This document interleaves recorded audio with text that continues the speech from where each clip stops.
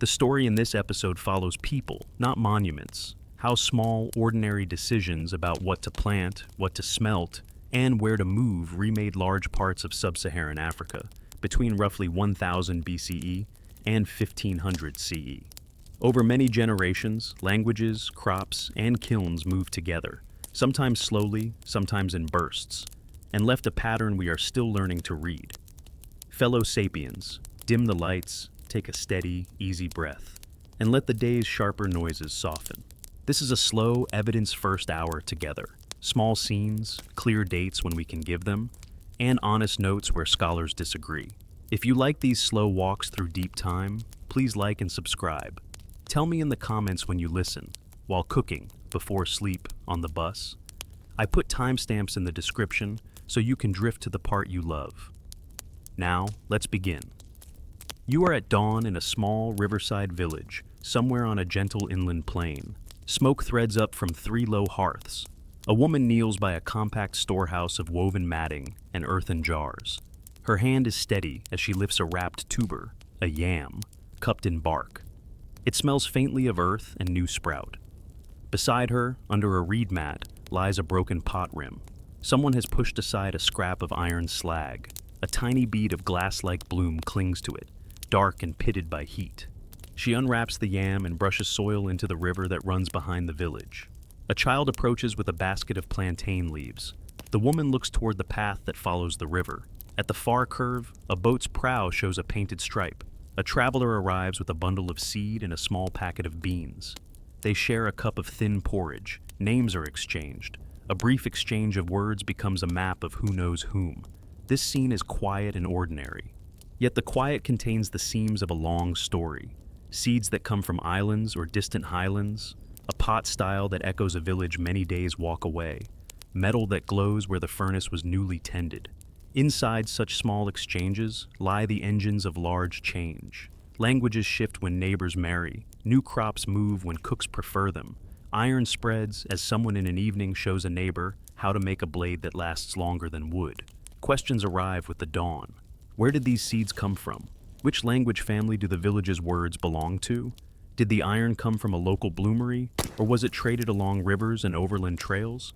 When did these lifeways, a particular pottery curve, the presence of bananas, the knowledge of smelting, first arrive in this place? And, more broadly, how did waves of people and ideas move across vast landscapes to create the patterns we see centuries later? Our central question in this episode is gentle and exact.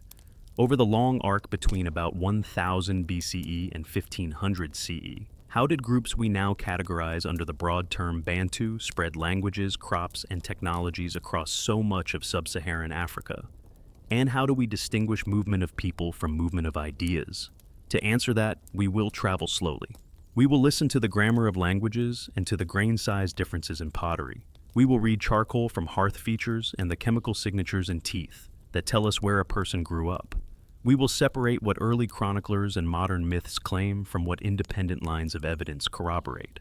And we will hold, always, an ethical pause. When archaeological recovery touches human remains or sacred places, we will name the duty to consult descendant communities and to minimize harm. Feel how the dawn scene makes the problem manageable. It is not a march of banners. It is neighborly trade, the slow adoption of a crop that makes a village less dependent on wild forage, the arrival of a stronger axe that reshapes fields. Each small adoption has ripple effects across language, kinship, and economy. Over centuries, these ripples redraw maps. In the next moments of our journey, we will step back to define terms. What do scholars mean by Bantu when they talk about languages and peoples? Where does the linguistic map begin? And why do we pair language trees with archaeological traces like pottery and iron? We'll trace the linguistic roots, the earliest crops thought to accompany movement, and the first hints in the ground that people were changing how they lived. But first, for a last breath in this morning light, notice the ordinary dignity of the woman at the storehouse. Her careful hands stitch together subsistence, social obligations, and the material traces that centuries later will tell a story. The big questions begin with hands like hers. In the next part, we'll define the term Bantu and look at the linguistic map that helps us see where branches may have begun. You close the reed mat, tuck the child's basket under your arm, and walk the path that follows the river's curve. The conversation lingers in your ears. A few names, a phrase you half recognize, a loan word for a tool that sounds like a distant cousin of a word you heard 3 villages back. Language is the map beneath your feet. It shows trails forged by marriages, markets, and quiet evenings over shared porridge. When scholars say Bantu, they are first of all naming a family of languages, not a single people, not a monolithic culture. The word Bantu itself comes from a common root meaning people found across many of these languages. Bal, a plural marker, plus ash, NTU, person. That simple morphological pattern is part of what links hundreds of diverse tongues across Central, Eastern, and Southern Africa. But names can blur. For daily clarity, think of Bantu as a linguistic umbrella, a big tree of related languages that share ancestry.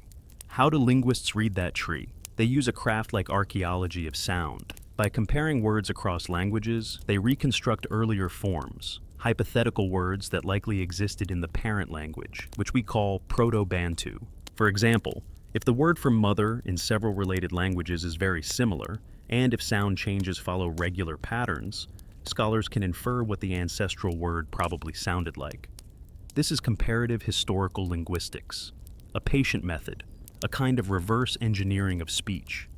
The broad scholarly picture places the homeland of Proto-Bantu somewhere near the modern borderlands of southern Cameroon and eastern Nigeria, the forest-savanna interface. That place, long ago, was a cauldron of population growth, mixing, and experimentation with plants and tools. From there, over many centuries, the branches of the Bantu language family fan out east and south. One major stream moves toward the Great Lakes and eastern Africa. Another flows along forest and savanna corridors toward Central and Southern Africa. This is a map you can sketch by tracing shared vocabulary and by noting where particular sound changes appear. But maps made from words have limits. Languages can move without large population movements. A small elite, intermarriage, trade, or prestige borrowing can carry a new vocabulary into an existing population. So, linguists look for congruence, where language trees align with pottery styles, settlement patterns, or genes. The case for people moving becomes stronger. Where the lines diverge, we suspect cultural diffusion, ideas moving faster than bodies.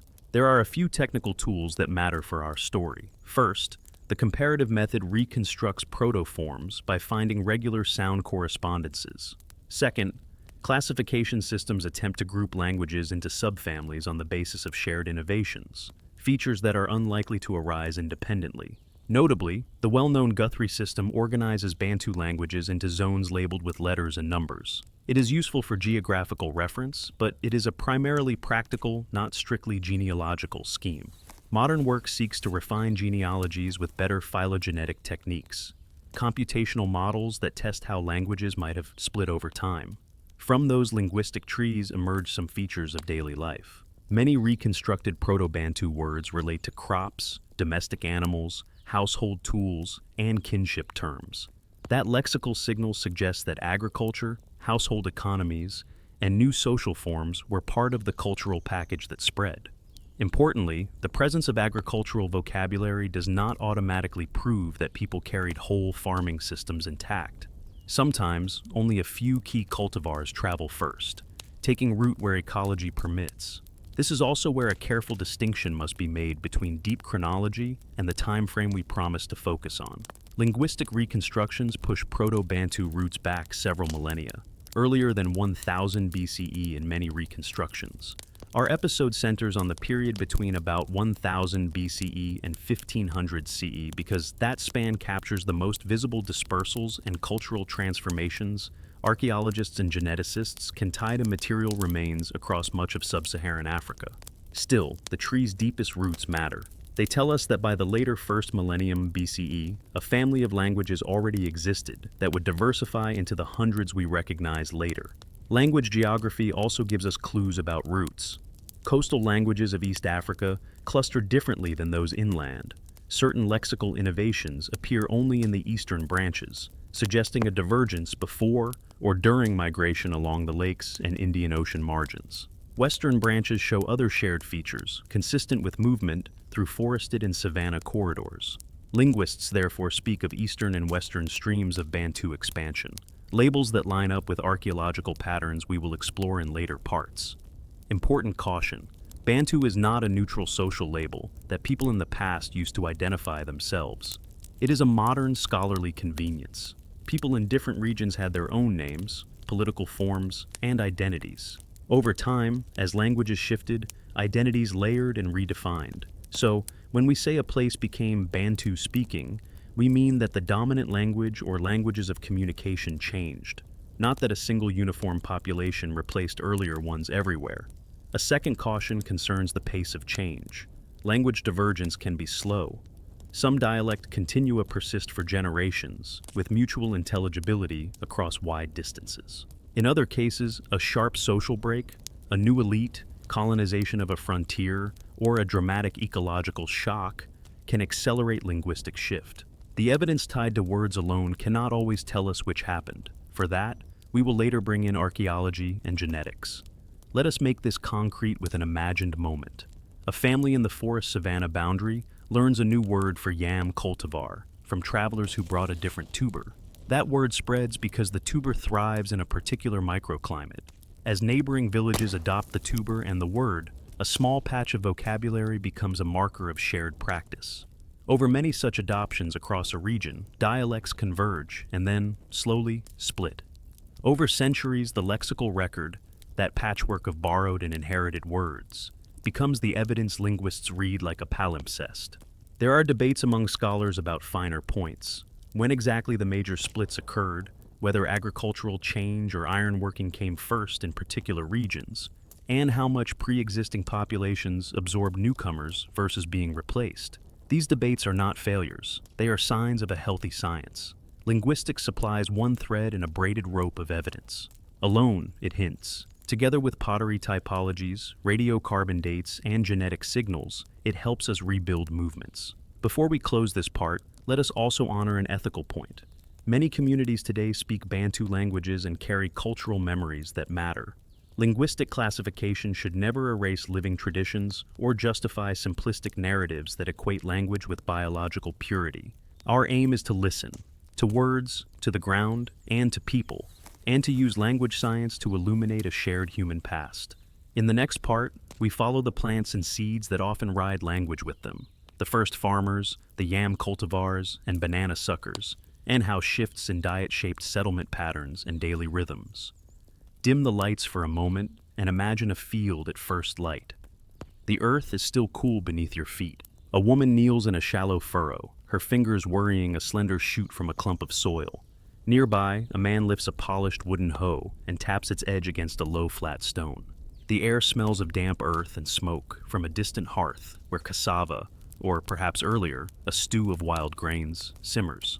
In the not-so-far past, this village gathered most of its food from forest gatherings and seasonal hunting. Today, the same people are tending the same patch of ground, year after year. That simple change, that decision to plant rather than only gather, is one of the quiet revolutions that underpins everything that follows. When we speak of the Bantu expansion, the spread of cultivation is central. The story is not just words moving across maps. It is the slow diffusion of plants and agricultural practices that made denser, more stable settlement possible. Two classes of crops deserve our attention here: vegetatively propagated root and tree crops, yams, taro, bananas, plantains, and oil palm, and seed cereals adapted to drier zones, millets and sorghum. Each behaves differently when it moves, and each leaves different traces in the archaeological record. Yams, starchy tubers, are often front and center in discussions of early Bantu-speaking farmers. Domesticated in West Africa long ago, yams are propagated by planting tuber pieces. This mode of propagation matters. It is reliable, it establishes crops quickly in new soil, and it carries local knowledge in the form of which tuber pieces to keep. Where yams thrive, they support more sedentary settlement because they can be stored and parceled out through seasons. Yams also fit well with shifting cultivation and with forest edge clearing. They do well in disturbed soils and in mosaic landscapes of trees and gardens. Bananas and plantains are another critical thread, especially for the eastern streams of movement. Botanically speaking, the bananas that reached Africa were domesticated in Southeast Asia and New Guinea. They They arrived in Africa by human agency, by waterborne voyaging, or by networks of exchange, and thereafter became an important staple in parts of the Great Lakes and later in Madagascar. Because bananas are propagated vegetatively, by suckers, like yams, they too carry cultivars intact across long distances. Their arrival shifted diets and cooking practices and made some upland environments more attractive for settlement. Seed crops, millets, and sorghum were already part of African farming in the Sahel and Savannah before major Bantu expansions. As Bantu-speaking groups moved into drier regions, they sometimes adopted these cereals from neighbors. Cereal agriculture tends to change settlement patterns differently from root crops. Cereals favor storage in granaries, changes in field organization, and investments in soil and water management. So, we should not imagine a single Bantu farming system. Rather, a flexible palette of crops and practices adapted to local ecologies. Why do crops matter for language and movement? First, when a reliable domesticates enters a region, populations can grow. More people means larger social networks and more chances that a language spreads through demography rather than only through prestige borrowing. Second, particular crops bring particular technologies and practices, planting schedules, tools, food taboos that can anchor cultural identity and vocabulary. Third, vegetative crops, yams, bananas, are easier to transplant intact with people than cereals grown from seeds. That fact matters when tracing material evidence of movement. Our evidence for early farming comes from several sources. Macrobotanical remains, charred seeds, preserved tuber fragments, are direct but rare, especially for tropical contexts where organic material degrades rapidly. Microscopic traces help. Starch grains and phytoliths, silica particles that form in plant tissues, can survive in dental calculus or on pottery residues. Pollen cores from lakes and swamps can show increases in anthropogenic pollen, weedy plants, crop signals, or declines in forest cover that suggest clearance. Ethnohistoric records and linguistic reconstructions provide complementary lines. If many related languages have similar words for a crop or an agricultural practice, it suggests those items were part of the ancestral culture. There are important uncertainties here. The timing and roots of banana introduction to Africa remain debated in specialist literature. Some evidence suggests early introductions along the Indian Ocean coast and into the lake regions, while the precise dates and vectors are still refined by archaeobotany and genetics. Yams have deep histories in West Africa, but the specific pathways by which different yam cultivars moved across Central Africa are still being mapped. These uncertainties matter because they alter our models of whether language spread was carried primarily by people who already farmed, or by farming techniques and plants that moved into resident populations. An ethical note, traces of plant history are also human history. Many of the seeds and garden practices we study are living cultural knowledge today. Archaeobotanical sampling must respect descendant communities' rights and local practices, and researchers should prioritize collaboration and benefit sharing. Telling the story of crops is not merely an intellectual exercise. It touches on food security, heritage, and identity. The material consequences of farming are tangible. Where cultivated fields become reliable, villages densify. Storage emerges, raised granaries, earthen bins, or networked food-sharing institutions. People invest in craft specialization, better pottery to cook starchy tubers, stronger hoes for deeper digging, and metal knives that ease harvest. Settlement permanence increases opportunities for local leadership forms to solidify into chieftaincies or larger polities. In short, farming rewrites social possibilities. Let us close this part by returning to the river village at dawn. The woman at the storehouse keeps a carefully sorted set of tubers, the sweet flinty yam for immediate cooking, the larger starchy tuber for the rainy season, a wrapped cluster of banana suckers for planting in a cleared plot by the marsh. Each choice, which tuber to plant, which to trade, is a small investment in the future of the household. Multiply that by thousands of households across decades, and the seemingly modest act of planting becomes the force that reshapes landscapes, languages, and lives. In the next part, we will follow heat and hammer, the earliest smelters and how ironworking, where it spread early, changed tools, land clearance, and social authority. Dim the lights and breathe in through the nose, slowly. Imagine standing at the lip of a clearing at dusk. The air smells of charcoal and heated earth. A low furnace, built of clay and packed stone, emits a dull glow through a round opening. Someone leans close, fingers steady on a clay tuyere, the short pipe through which bellows push air, while another strikes at a lump of hot bloom on an anvil. Sparks leap like small bright insects. Sweat beads along forearms. The sound is a steady rhythm. Bellows, strike, pause, the soft hiss of gas escaping. This heat, and the skill to hold and temper it, alters more than metal. It alters fields, tools, and social shapes. Ironworking was not a single event. It was a set of techniques and crafts, smelting ore into a workable bloom, refining that bloom into bars, and forging bars into tools, hoes, axes, adzes, and, sometimes, prestige objects. The basic bloomery process is straightforward in principle, though demanding in practice. Charcoal is burned in a furnace with iron-bearing ore. Air is forced in to raise temperatures high enough to separate the iron from the ore, but not so high as to melt it completely. The result is a spongy mass, the bloom, interlaced with slag. The scythe must then work the bloom while hot, hammering and folding to expel impurities and consolidate the metal into a usable shape.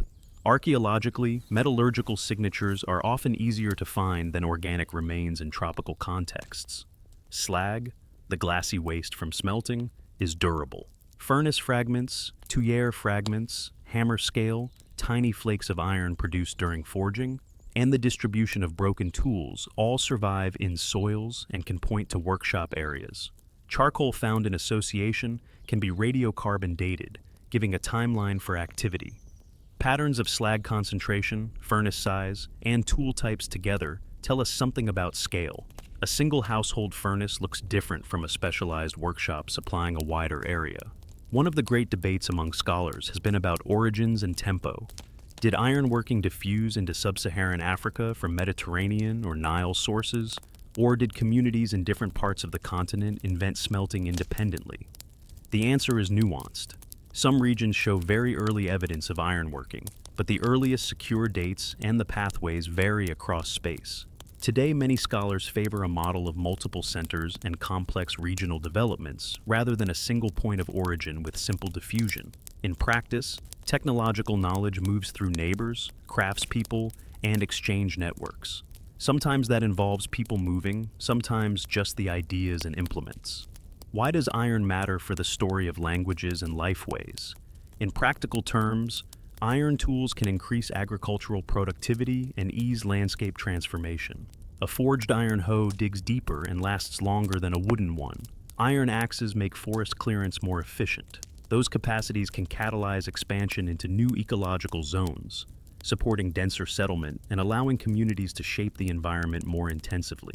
In social terms, the control of iron, the knowledge of smelting and smithing, often accrues prestige.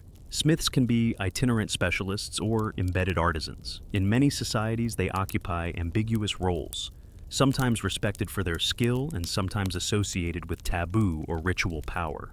The social status of smiths affects how technology spread. A closed guild might limit diffusion, while open networked craft practice encourages wider adoption. There are also economic dimensions. Iron objects become trade goods. Heavier items like bars can function as a medium of exchange in parts of Africa. Metalworking can underpin craft specialization. Some households focus on pottery, others on weaving, others on metal.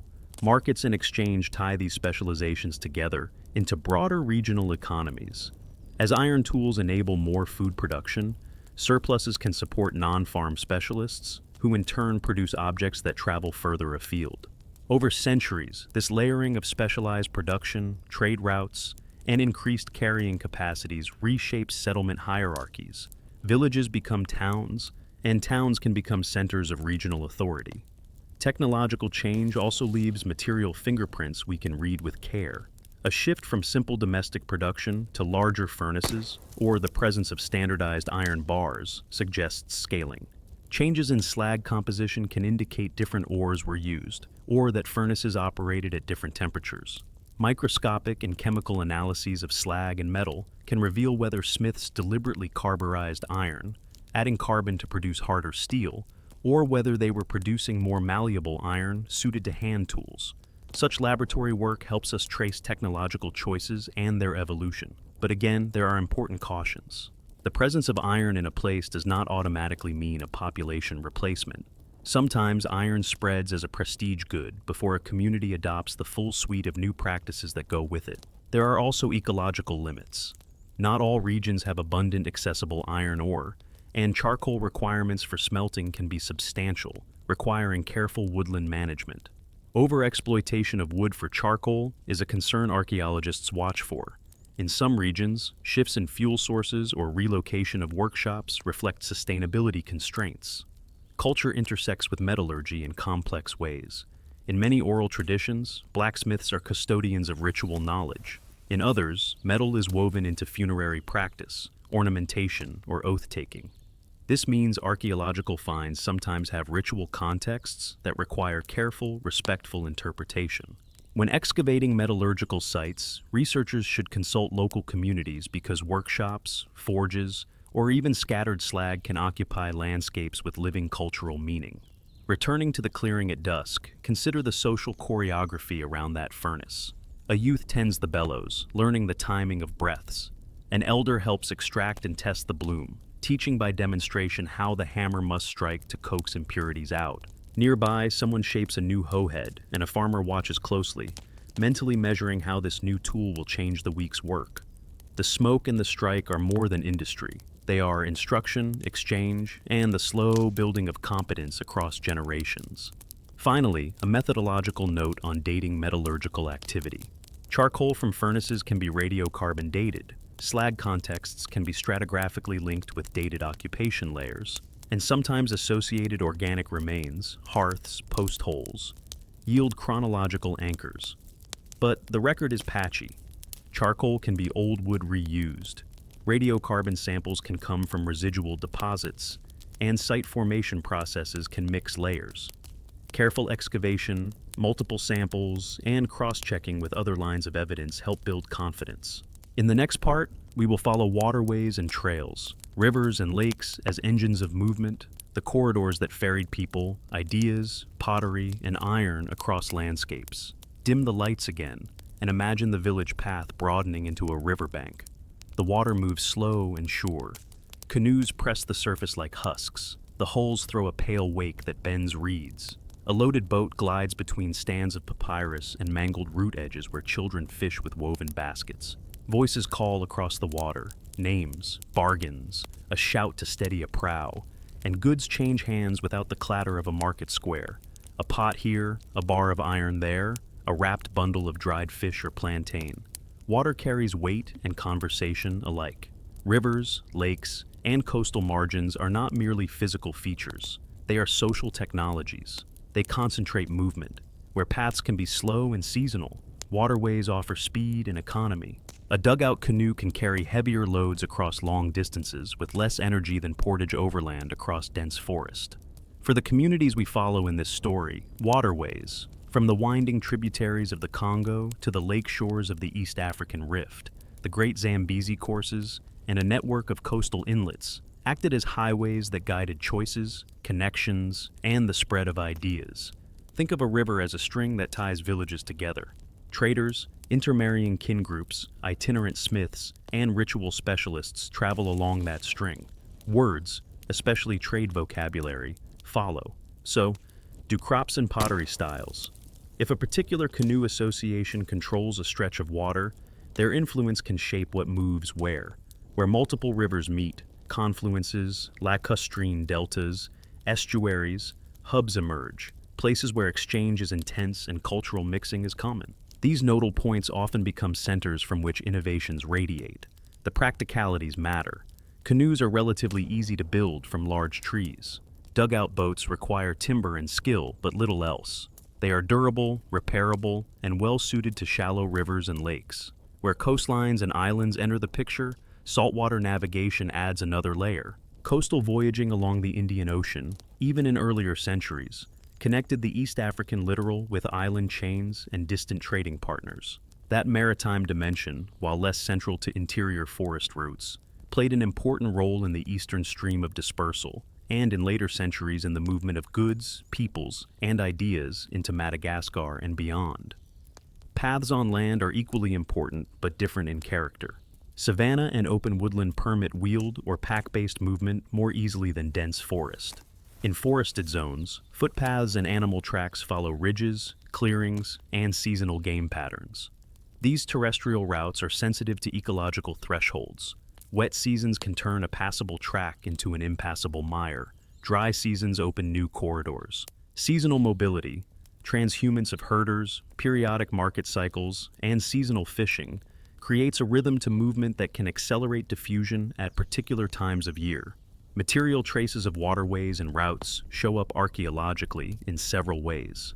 We find concentrations of trade goods at river ports, the shells of boats in waterlogged deposits, and distinctive pottery assemblages that cluster along known corridors.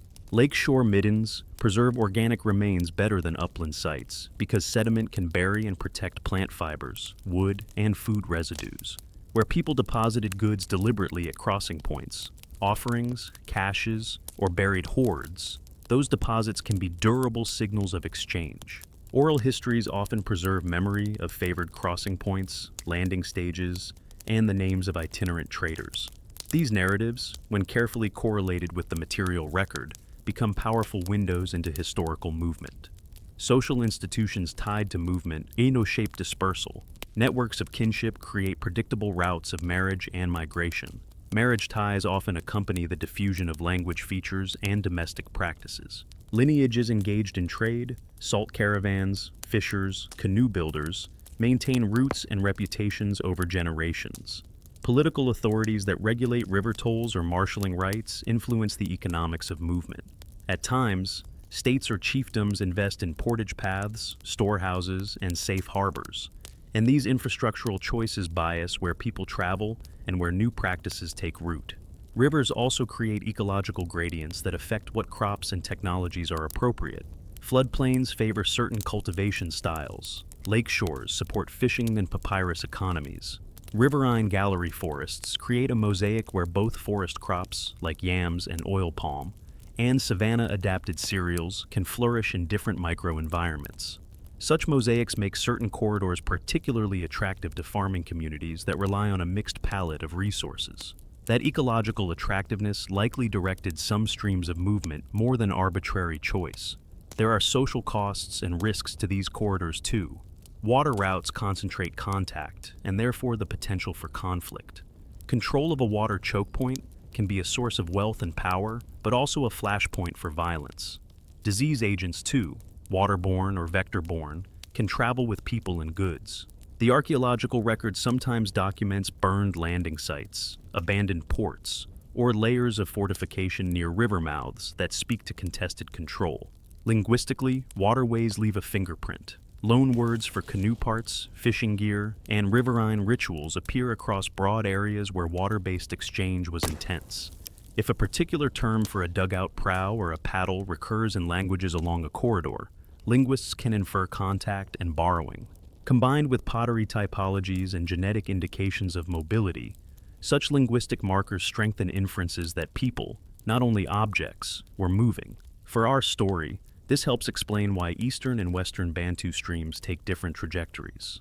The eastern stream, with easier access to lake systems and the Indian Ocean, intersects more with coastal exchange and island voyaging. That connection helps account for later movements to Madagascar, and for the early presence of banana cultivation in some lake regions. The western stream, moving through forest and into the savannas of central and southern Africa, followed river valleys and savanna corridors that made overland movement more practical, and that favored different mixes of crops and technologies. Consider a concrete imagined moment. A canoe arrives from upriver at a seasonal trading camp. Its cargo includes pottery with a distinctive rim pattern, a load of iron tools, and a bundle of dried plantain suckers. At the landing, a woman recognizes the rim pattern. It matches pots from her mother's homeland across the next river bend. A word for a cooking technique travels with the pots. Within a generation, a variant of that word appears in a neighboring dialect. The canal of water made that chain of events efficient. Before we close, a methodological point. Reconstructing roots is a composite task. We triangulate from artifacts that cluster along likely corridors, from paleo-environmental data that reveals past river courses and floodplain stability, from linguistic distribution of shared words, and from genetic signatures that point to mobility. Each line of evidence has limits, but together they provide a robust picture. In the next part, we will follow the Western Stream in more detail, walking through the forest and savanna corridors that channeled movement towards Central and Southern Africa. In the next part, we'll trace the Western Stream, forested corridors, savanna gateways, and how communities adapted as they moved deeper into the continent. Dim the lights, breathe slowly, and imagine pushing through a green throat where forest and savanna meet. The canopy opens and closes like a shutter as you walk. Sunlight slices in strips onto a narrow track. Termite mounds stand like pale sentinels. In low hollows, standing water gleams. The path slopes toward a broader valley where riverine gallery forest threads the grasslands. This liminal belt, neither deep forest nor open plain, is the corridor the Western Stream used to flow. The Western Stream is a useful shorthand for one of the broad directions that Bantu-speaking groups took as they moved from the forest-savanna interface of West Central Africa toward the interior and south. It is not a single route, but a braided set of pathways shaped by topography, ecology, and human choices. In some places, the stream hugged rivers and floodplains. In others, it threaded along forest edges or took advantage of savanna corridors opened by natural disturbance or earlier human burning. Picture a household deciding whether to move a few days' walk down slope. The decision is practical. Where are soils deeper? Where are fallow patches available? Which valley shelters against harm during the rainy season? And which route offers safer passage of women, children, and goods? These micro-decisions accumulate. Over generations, they produce macro patterns that archaeologists and linguists read as broad dispersals. Materially, the Western Stream often leaves a recognizable suite of traces. First, pottery styles change slowly as people move and adapt. A rim shape or decorative motif that appears in a series of sites along a corridor can mark shared practice or a chain of contact. Second, settlement forms show adaptation. In forest margins, we find small, nucleated hamlets with associated gardens and shrines. In savanna patches, larger villages with more permanent houses and storage features appear where cereal cultivation becomes lucrative. Third, when ironworking is present, we can see increased clearance for fields and expansion of craft clusters, slag fields and furnace remains that speak to local production. Ecology matters deeply. West Central Africa contains a mosaic of dense forest, gallery forest, and savanna pockets.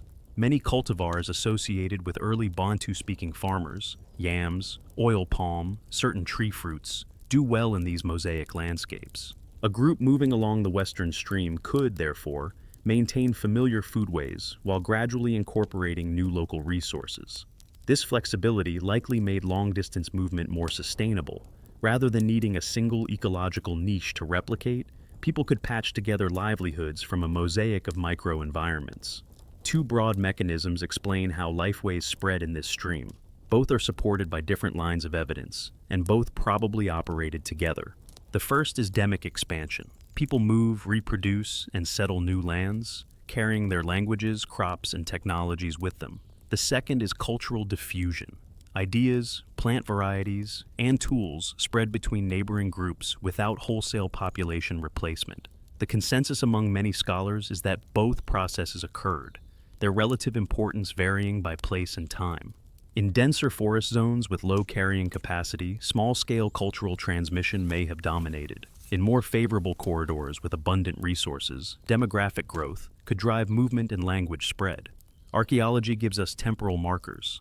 Charcoal from hearths and pottery shards provide radiocarbon dates that let researchers estimate when farmers or smiths were present in particular locales. When clusters of dates march outward along a corridor, they suggest a chain of settlement. But the record is patchy. Tropical soils often erode, and organic remains decay.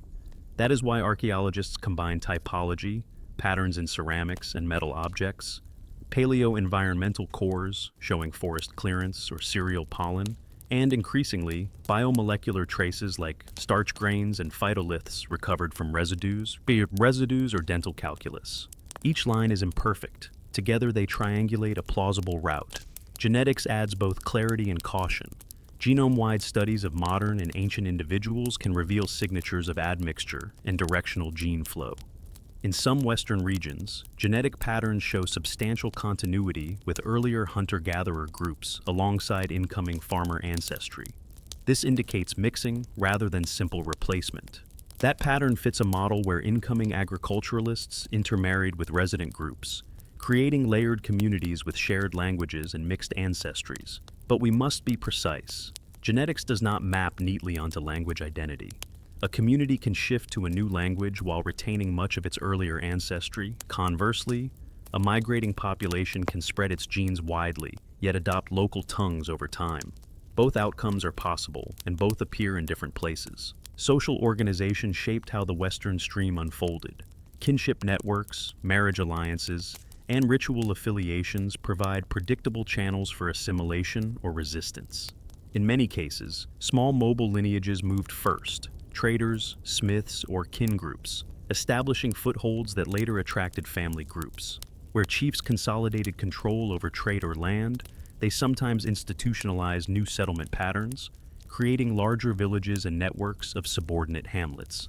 Markets and seasonal fairs amplified contact points, letting pottery styles, words, and craft techniques radiate beyond immediate kinship ties. There are contested points, honest uncertainties that researchers continue to debate. One concerns the timing of major pushes southwards. Were there pulses of faster movement tied to climatic windows, such as drier periods opening savanna corridors, or was movement steadier and slower? Another concerns the relative role of iron. In some Western locales, iron seems to precede substantial demographic change, suggesting that metal may have acted as a catalyst. In others, agricultural expansion appears primary, with metallurgy arriving as a secondary innovation. These are not simple either-or questions. They require local, fine-grained study. An ethical note is important here. The landscapes we speak of are inhabited today by communities whose ancestors include both earlier hunter-gatherers and later farmers. Archaeology in these regions must be collaborative. Sampling strategies, curation of finds, and study of human remains demand consultation and consent. Stories of the past are not ours to rewrite without care. Imagine a concrete, quiet scene along the Western stream. A smith in a new riverside hamlet has just finished a hoe head. He trades it for a woman's dried fish and a small bundle of millet seed. The hoe makes clearing faster. The millet seed is tried the next season in a patch opened where forest was lighter.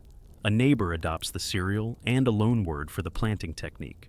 Over decades, the hamlet's diet broadens, its houses densify, and its language shifts subtly as new terms for tools and crops become common speech. That is the slow choreography of the Western stream, small practical exchanges that fold into lasting change. Before we move on, let us separate consensus from speculation one last time. Consensus: movement was complex, involving both people and ideas, with river corridors and forest savanna mosaics guiding routes. Speculation and debate: precise timing of pulses, the primacy of iron versus agriculture in specific localities, and the micromechanisms of language shift in mixed ancestry communities. These are research frontiers, not reasons to stop telling the story, but invitations to remain humble about specifics. In the next part, we'll trace the Eastern Stream, lake margins, coastal corridors, and the island connections that lead toward Madagascar and the Indian Ocean rim. Dim the lights, lean back, and listen to the slow lap of lake water against a reed-strewn shore. You stand where mist lifts off a wide inland lake at dawn. Fishermen push their papyrus boats into the gray. Women unroll mats to dry fish. Smoke from distant homesteads threads the air. Here, the horizon opens in a different way than in the Western corridor. Broad lakes, long shorelines, and ultimately an ocean that hums with distant currents. The Eastern Stream moves along those watery margins. The Eastern Stream is not a single highway, but a constellation of corridors that link the forest-savanna interface to the Rift Valley lakes, to the Indian Ocean littoral, and, later, across the sea to islands such as Madagascar.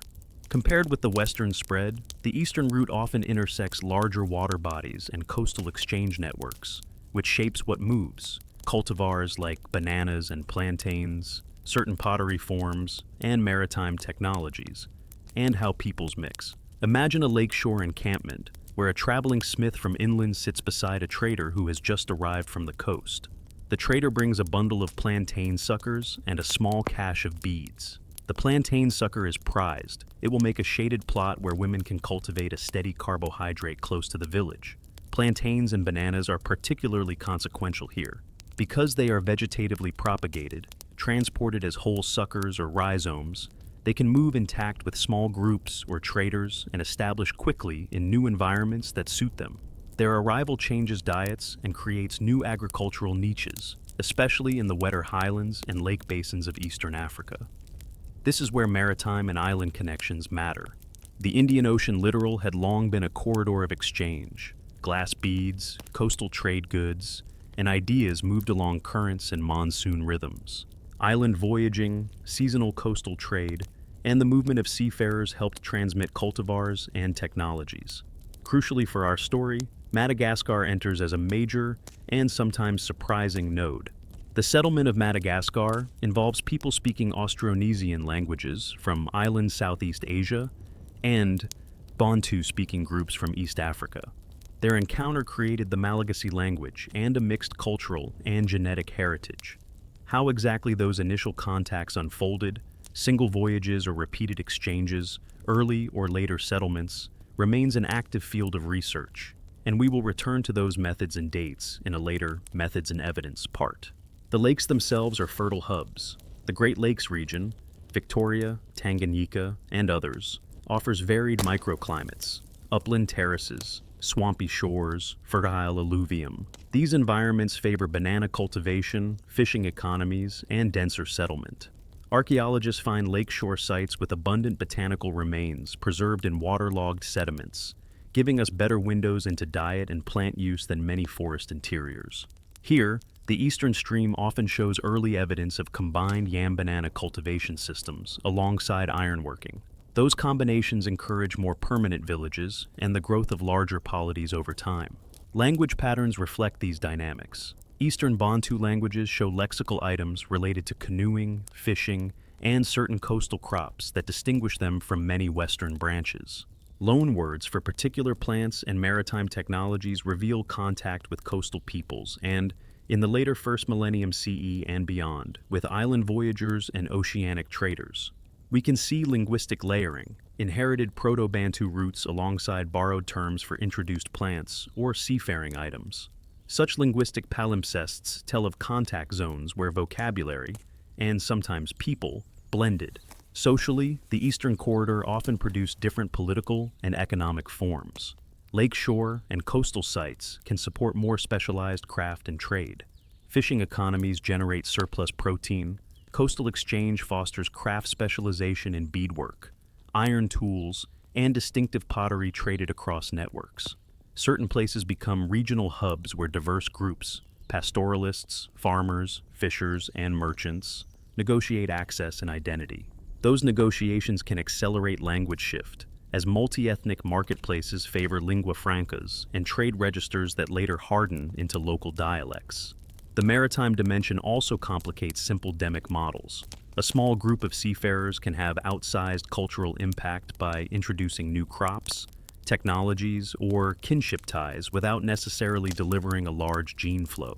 Conversely, demographic pulses driven by agricultural success in highland lake basins can propel inland expansion that exerts pressure on coastal belts.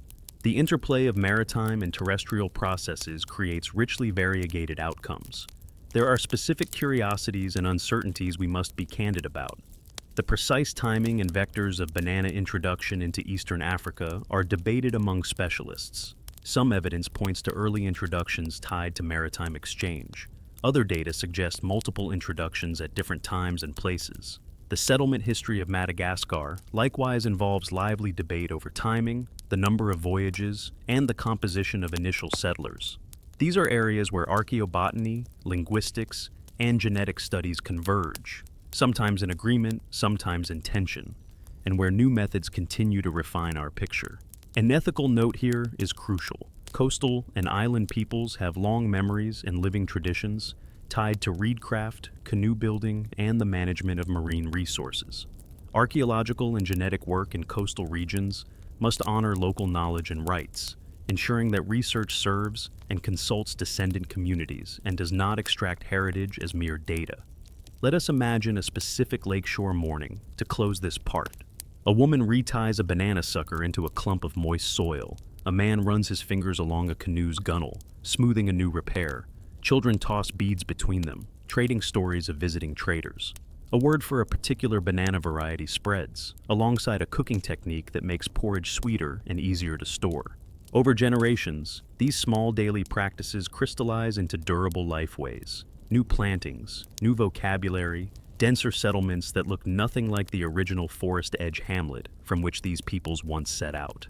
In the next part, we will step into the pottery scatters and kiln sites, how pots and crafts leave fingerprints of movement, the material signature that helps archaeologists trace people and contact. Dim the lights and let your hands rest in your lap.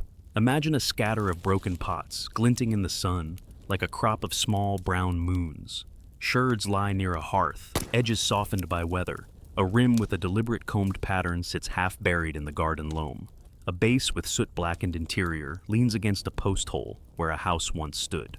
Pottery is everyday archaeology's faithful companion. It breaks easily, it survives well, and because people use and repair and discard it in predictable ways, pots map movement and habit with a clarity that few organic materials can match. Pottery speaks in shape, surface, and temper. A potter chooses clay with an eye to plasticity.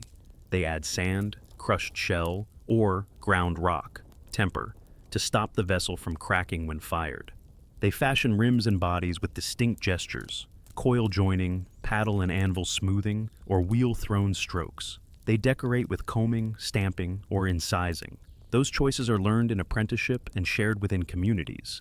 They spread when people move or when potters' wares travel to new markets. Because production is local in many cases, pottery styles can help archaeologists trace the spatial footprint of cultural practices. To read this record, we use both field observation and laboratory tools. In the field, typology is the first step, classifying rim forms, vessel profiles, and decorative motifs. Rims are particularly useful because shape changes slowly and thus can be diagnostic of particular groups or time periods. Patterns that recur in a chain of sites along a corridor often indicate cultural connections. But typology can mislead if we assume one-to-one links between style and people. Styles travel with trade, imitation, and prestige. In the lab, microscopic and chemical analyses refine what field typology suggests. Petrography, making a thin section of pottery and viewing it under a polarizing microscope, reveals the mineral composition of temper and inclusions. If you see the same crushed granite temper in shards from sites hundreds of kilometers apart, that tells you either the same clay source was exploited over a wide area, or that pots, or their makers, moved. Geochemical fingerprinting, using portable X-ray fluorescence, PXRF, or more precise techniques like instrumental neutron activation analysis, INAA, measures elemental composition and helps link ceramics to clay sources and production centers. When pottery from a lakeshore market chemically matches clay from an inland workshop, the fingerprint is a smoking gun for exchange. Residue analysis is another subtle tool. Lipids preserved in charred food crusts, the fatty residues from porridge, stews, or fermented beer, can be extracted and chemically profiled. Starch grains and phytoliths trapped in vessel surfaces or in dental calculus reveal what plants were cooked in which pots. That allows us to pair a pot's shape with its culinary role. Wide-mouthed bowls used for communal porridge, narrow-necked jars for storage, thin-walled bowls for quick cooking. When a particular pot type carries residues of a crop not native to the region, that pot becomes evidence of culinary adoption and cultural exchange. Kiln and workshop remains tell a related story about production scale. Single household updraft fires leave a certain pattern of burnt clay and small shard scatters near habitation. Formal kiln structures with clear firing floors, venting arrangements, and slag indicate specialized production. The location of kilns near river ports or near mineral-rich clay deposits hints at deliberate choices that connect production to distribution. Where kilns are repeatedly used over generations, stratified deposits preserve a local sequence that helps build a relative chronology. Pottery also encodes social meaning. Decoration patterns can index identity, clan emblems, ritual markers, or regional tastes. Vessel forms may be gendered in usage or tied to particular life cycle rituals. pots set aside for funerary feasting, storage jars for bridewell grain. Discard contexts matter. Do pots break in domestic hearths, in ritual pits, or in market rubbish? Each context tells a different story about how objects circulated and what meanings they carried. For the Bantu expansion, we can track ceramic signatures along likely corridors. In some regions, pottery with distinct surface combing or certain rim shapes appears across several sites in a sequence that mirrors linguistic branching. In others, we find a patchwork. Local pottery traditions persist, but new vessel forms and decorative motifs appear as accretions, evidence of contact and adoption rather than wholesale population replacement. This mosaic pattern is crucial. It tells us that in many places people blended incoming practices with long-standing local crafts, producing hybrid material cultures. There are methodological cautions worth noting. Clay sources can be geochemically similar across broad swaths of landscape, especially where certain geological substrata dominate. That can blur provenance results. Post-depositional processes, trampling, reuse of shards as temper or in construction, and later plowing, can mix assemblages and complicate stratigraphic interpretation. Robust conclusions therefore rest on converging lines: typology, petrography, geochemistry, and contextual excavation. An ethical dimension threads through ceramic analysis as well. Pottery fragments are part of living heritage in many communities. They may form the foundation of local origin stories or be handed down as heirlooms. Excavation and sampling should be done transparently, with community consultation and with agreements for curation and access. Where pottery traditions persist, researchers should involve local potters in interpretation. Their embodied knowledge of clay behavior, firing stages, and vessel function is often indispensable. Imagine again a modest trading fair on a riverbank. Traders spread their wares on mats. Pots from an inland potting center sit beside locally made bowls. An itinerant potter demonstrates a paddle and anvil technique. A woman buys a storage jar with a particular rim she recognizes from her mother's home. Over years, that jar's rim becomes a regional marker. When archaeologists later excavate a string of sites and recover that rim form in a chronological sequence, the pots quietly record the pathways of social connection we are tracing. Before we close this part, let us fold pottery back into the broader story. Ceramic evidence helps us see the texture of movement, where whole communities carried vessel traditions with them, where potters' objects traveled as trade goods, and where hybridization produced new forms. Combined with botanical remains, metallurgical evidence, linguistic patterns, and genetic signals, pottery forms a central thread in the braided rope we use to reconstruct past lifeways. In the next part, we will move from household goods to social forms, the emergence of larger towns, the rise of local chiefs, and how governance shaped the spread of languages and technologies. Dim the lights, settle your shoulders, and picture a midday scene. Smoke rising from clustered hearths, a broad earthen track where people pass with bundles, and a central raised house whose roof is higher and whose posts are carved. Children chase a hoop. Women pound grain under a shaded veranda. A smith's hammer rings from a lean-to. This is neither a single village nor a sprawling city. It is a town, a place where households, specialists, and authorities compress into walking distance, where surplus can be stored, and where decisions ripple outward. Towns and chiefdoms are social technologies as much as they are physical places. They organize labor, codify obligations, and create arenas where exchange, marriage alliances, and ritual authority meet. For much of the period we trace, between roughly 1000 BCE and 1500 CE, many communities shifted from scattered hamlets to denser nucleated settlements. That shift was rarely instantaneous. It was paced by new crops, more efficient tools, and environmental opportunity. Over time, some settlements institutionalized leadership in ways archaeologists and historians label chiefdoms, ranked societies with hereditary or ritual leaders who coordinated redistribution, conflict resolution, and public works. Why do denser settlements and ranked leadership forms arise? One practical reason is surplus. When farming systems produce reliable excess through improved tools, cleared fields, or new cultivars, some households can specialize. One family may focus on metalworking, another on pottery, another on long-distance trading. Surplus supports these specialists and also supports leaders who manage storage, adjudicate disputes, and organize collective labor for tasks like building embankments or maintaining trade sheds. The leader's power often rests on a combination of ritual authority, control of key economic nodes, storehouses, landing stages, and kinship networks that legitimize command. Material signs of increasing social complexity are visible in the ground. Towns leave thicker midden deposits and denser housepost patterns. Storage pits and granaries, sometimes lined with clay or raised on platforms, accumulate as evidence for surplus management. Larger or more elaborately made dwellings cluster near central compounds. Concentrations of craft production, slag fields for iron, kiln sites for pottery, and debris from bead making show zones of specialization.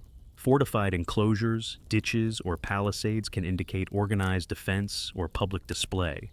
Burials with differential goods, fine beads, metal objects, or imported items suggest social ranking and the public marking of status. Markets are central to this transition. A market is more than trade. It is a social institution that standardizes value, creates reputational economies, and generates cross-cutting ties between communities. Weekly or seasonal fairs concentrate buyers and sellers from villages within a wide catchment. A woman selling smoked fish in the market meets a potter from a different valley. They exchange goods and gossip and perhaps new vocabulary. Over generations, market languages, simplified registers mixing terms from several tongues, can stabilize into local lingua francas that later shape permanent dialects. Political forms vary. In some regions, power centralizes into chiefly lineages with strong ritual claims, genealogies recited at public ceremonies, elaborate rites for accession, and redistributive feasts that cement loyalty. In other regions, power is more diffuse, with councils of elders, age-grade systems, or ritual specialists mediating authority. Importantly, the emergence of chiefs does not always correspond to violent conquest. Often, leaders gain influence by mediating exchange, redistributing surplus in droughts, or by controlling symbolic goods that mark prestige, certain beads, pottery styles, or iron types. The material record of prestige goods, items that travel far from their production centers, helps archaeologists trace networks of authority and allegiance. Marriage and kinship are pivotal social levers.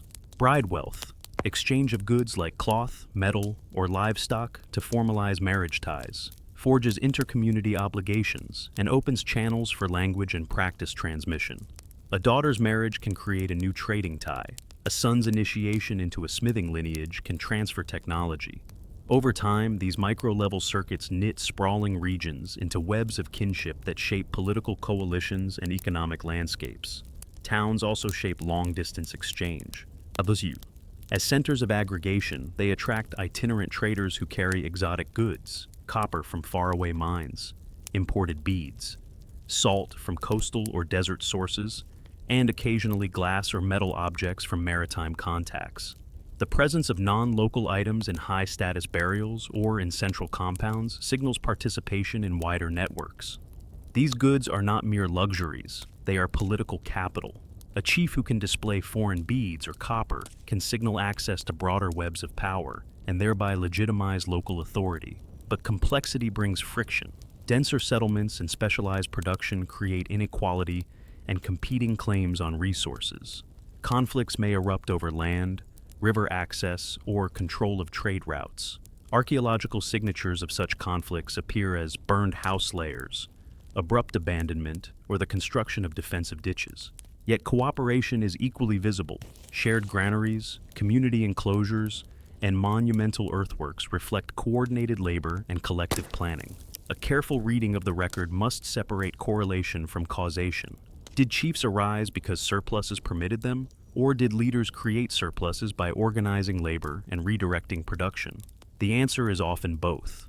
Leadership and surplus mutually reinforce each other in feedback loops. Small differences, someone with a charismatic ritual role, a lineage with early access to iron, a family that controls a landing stage, can amplify over generations into durable hierarchies. We must also be mindful of nuance. Not every large site equates to a state. The term chiefdom covers a broad range of forms, from lightly ranked villages to centralized polities commanding broad territories. Labels can obscure more than they reveal if we apply them without context. The archaeological evidence must be read with restraint, linked to ethno-historic accounts, oral traditions, and comparative anthropological models. An ethical note is essential here. Many towns and chiefdom centers are living places with descendant communities who maintain rituals and claims tied to the landscape. Excavation of such sites, especially burials or places with ritual meaning, requires prior consultation, transparent agreements about curation, and, where possible, community-led interpretations. The past belongs to those who live with its consequences. Imagine a concrete scene before we close. A central compound prepares for a redistributive feast. Baskets of grain move from storehouse to hearth. Smiths present new hoes as gifts. Traders arrange beads for display. The chief recites names, the crowd answers, and obligations are reforged in public. That ceremonial economy is where surplus, authority, and social memory entwine. In the next part, we will follow those trade lines in detail: salt, copper, and the coastal markets that threaded the interior to the sea. Dim the lights, breathe slowly, and picture a shoreline market at low tide. The air is a mix of salt, smoke, and warm earth. Canoes rest on exposed sand, bundles of dried fish and palm oil glitter in the sun. A trader from inland lifts a pot, showing its rim to a coastal buyer. A woman arranges strings of beads into neat piles. A youth carries a wrapped bar of iron. Trade is not just goods changing hands. It is conversation made visible, trust turned into objects, and networks spun like fishing nets across land and water. Trade in this era operated on multiple scales. Local exchange, a hoe for smoked fish, a pot for millet, kept households supplied and knitted villages into reciprocal networks. Regional exchange connected towns and chiefdom centers, where surplus was pooled and redistributed. Long-distance exchange moved prestige goods, copper, salt, elite beads, and in later centuries, exotic imports that came through coastal trading networks. Each scale mattered. Local trade smoothed daily life, regional markets structured politics, and long-distance goods signaled wider social connections. Salt deserves our first attention because of its ubiquity and practical value. Salt is essential for human diets and for preserving fish and meat. Where natural salt sources exist, coastal evaporative flats, inland saline springs, or salt pans, communities have long harvested, processed, and transported it. Salt caravans could move across savanna corridors or along rivers, and control of salt production or distribution often conferred economic leverage. Archaeological signatures of salt production are sometimes visible as evaporation basins, hearth-related features, or concentrations of broken pottery used in salting processes. In social terms, salt binds. It flavors food and social ties alike, and its steady flow underpinned many market economies. Copper and other metals, not just iron, but non-ferrous metals like copper and its alloys, played a distinct role. Copper rarely serves basic subsistence needs in the way iron does. Instead, it becomes a prestige medium. In many regions, ingots, rods, or finished ornaments formed part of ritual exchange and status display. The sources of copper, mined from particular ore bodies, can sometimes be geochemically fingerprinted and linked to distant sites. Where copper objects appear in inland burials or elite contexts, they indicate participation in extensive exchange networks that reach to mining areas and artisanal centers far away. Coastal and maritime trade significantly amplified long-distance exchange after the early first millennium CE. Indian Ocean networks, for centuries connected by monsoon winds, moved glass beads, cloth, and other imports along the Swahili coast. Coastal entrepôts became hubs where interior goods, ivory, gold, timber, and certain crops, were exchanged for imported luxuries. The coast's distinct material culture, evidenced by early stone towns, coral-built structures, and trade-oriented artifacts, signals the intensification of long-distance connections. Still, interior markets remained vital. Coastal merchants relied on hinterland partners to supply many of the goods they traded onward. Beads are a particularly useful lens. Small, durable, and highly portable, beads serve as currency, status markers, and personal adornment. Glass beads of particular types can be dated and traced to manufacturing centers far from Africa. Their presence in inland burials or caches indicates direct or indirect connections to coastal and transoceanic exchange. Equally, Locally made shell or stone beads speak to established craft traditions.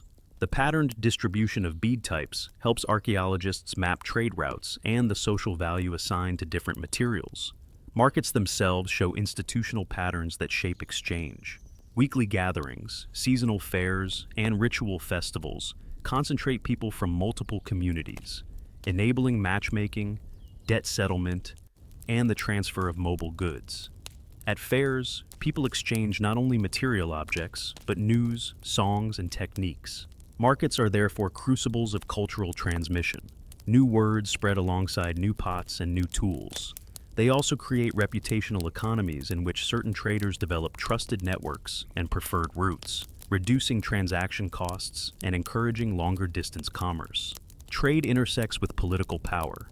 Chiefs and alliances that control routes, landing stages, or fertile storehouses can extract tolls or redistribute goods for political capital. That leverage can produce investment in infrastructure, maintained paths, raft crossings, or guarded caches. Conversely, competition over trade access can produce conflict, visible archaeologically as fortified sites near choke points or layers of sudden abandonment where control shifts. Trade therefore both stabilizes and destabilizes, depending on how it is organized and contested. Another dimension is craft specialization and interdependence.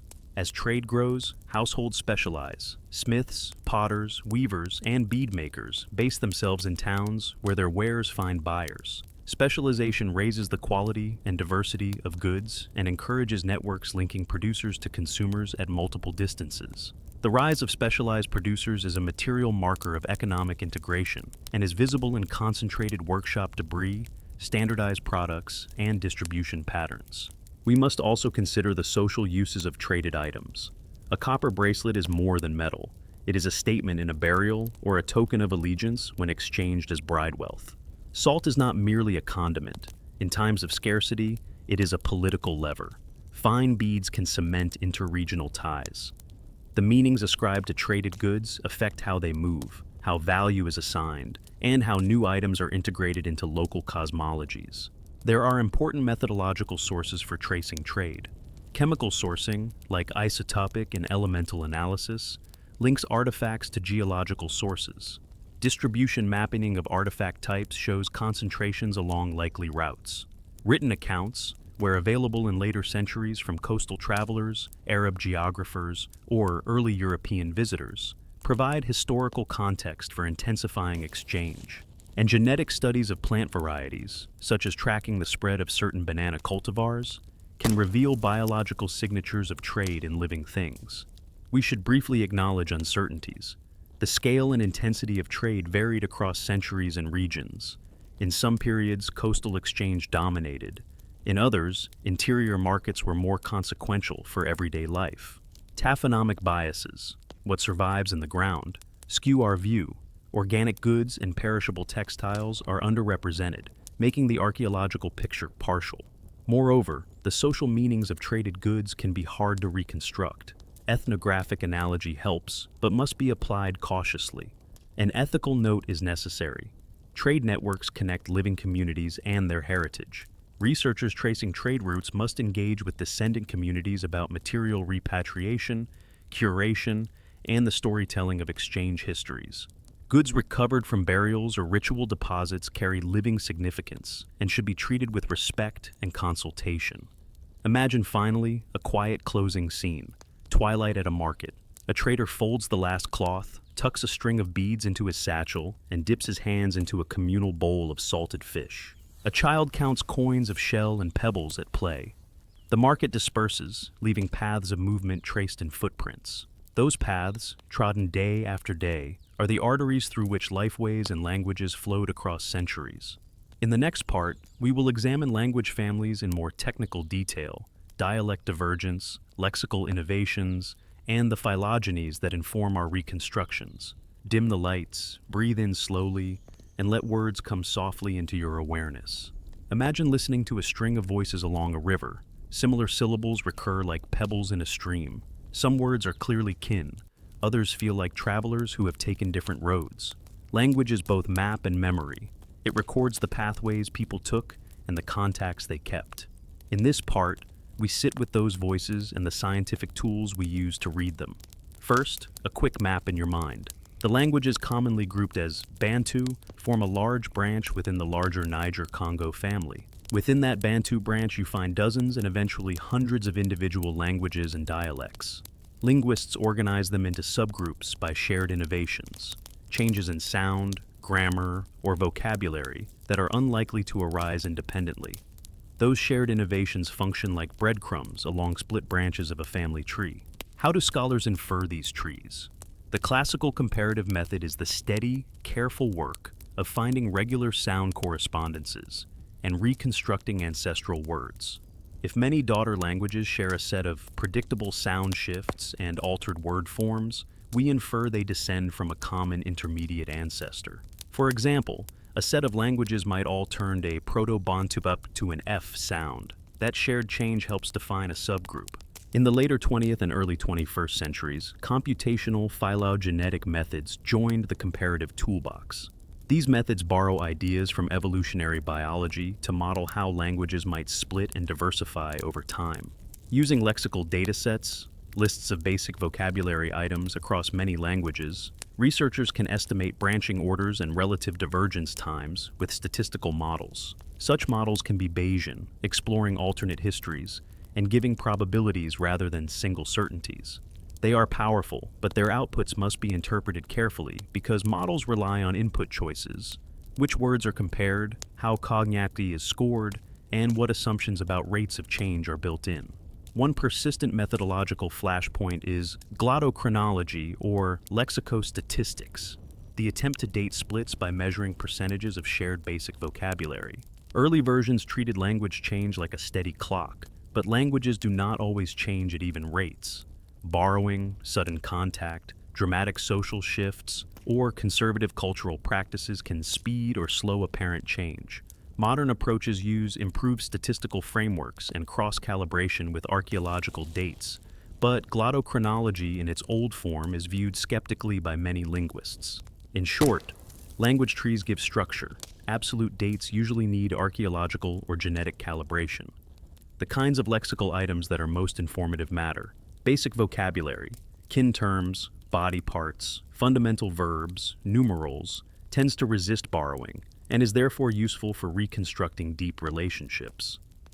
But cultural vocabulary, words for new crops, tools, or prestige items, is readily borrowed and therefore highly informative about contact. For example, a cluster of related languages sharing very similar words for a crop like banana suggests that variety or its cultivation was present before those languages split, or that intense contact spread both the crop and the word. Conversely, if the word for iron differs across neighboring tongues, that may indicate independent technological uptake or borrowing from different sources. A crucial complexity is borrowing. Languages in long contact zones trade words, grammatical constructions, and phonetic patterns. Over centuries, intense contact can produce convergence. Neighboring languages begin to look similar, not because of common ancestry, but because they have exchanged features in a Sprachbund, a linguistic area. Distinguishing inherited features from borrowed ones is a careful, sometimes painstaking task. The more data, historical records, known migration events, and archaeological correlates, the better linguists can parcel out inheritance from contact. Another layer, substrate influence, complicates the picture. When incoming languages spread among resident populations, elements of the earlier tongues survive as substrate features, pronunciation quirks, place names, or specialized vocabulary for local plants and ritual practices. Substrate signals are invaluable for reconstructing pre-existing populations and for understanding how languages layered over each other. For example, place names tied to a particular landscape feature can persist long after the languages that coined them have shifted, anchoring ancient geography to modern maps. Phylogenetic studies of Bantu languages reveal broad patterns: an early diversification near the forest-savanna fringe in west-central Africa, followed by branching into eastern and western radiations, with further sub-branching as communities moved into new ecological zones. But the shape of the tree is not a tidy ladder. It is a complex bush with reticulation from contact, borrowing, and convergence. Some subgroups are tightly clustered and well supported. Others remain contested, requiring more data and careful modeling. Why does this matter for our reconstruction of movement? Language trees provide relative sequences, which splits likely predate others, and which groups share a closer common ancestor. When those linguistic sequences align with archaeological horizons, the spread of a pottery type, a dated suite of ironworking, or a pulse of new cultivars, the combined case for demographic movement strengthens. Where language divergence does not map onto material changes, we suspect cultural diffusion or local adoption of new practices without large-scale population replacement. But we must avoid simplistic equations. Language shift can occur with minimal biological input. A dominant political or ritual center can induce nearby groups to adopt its language as a prestige register. Conversely, genetic admixture can take place while languages remain stable. That is why cross-disciplinary integration, aligning linguistics with archaeology and genetics, is essential. Each line alone hints. Together they can triangulate a stronger narrative. There are ethical and social dimensions to how we use language data. Classifying languages and attaching labels like Bantu are scholarly acts that can be read by communities as identity claims. Language-based narratives should not be used to make claims about purity, superiority, or territorial entitlement. Instead, we use linguistic evidence as one respectful lens among many, always attentive to living speakers and their histories. Before we close this part, take a small, quiet example into your mind. You sit at a market where two women from different villages bargain over a pot. They trade words and feed each other phrases that are similar but not identical. One borrows a phrase for a new stew technique. That borrowing alters their speech just a little. Over generations, these little borrowings add up until a village's dialect becomes distinct. Languages are built from countless such small choices, intimate acts that aggregate into historical change. In the next part, we will describe the laboratory lenses in detail: radiocarbon, ancient DNA, isotopes, pollen cores, and photogrammetry, the methods by which the past speaks to us.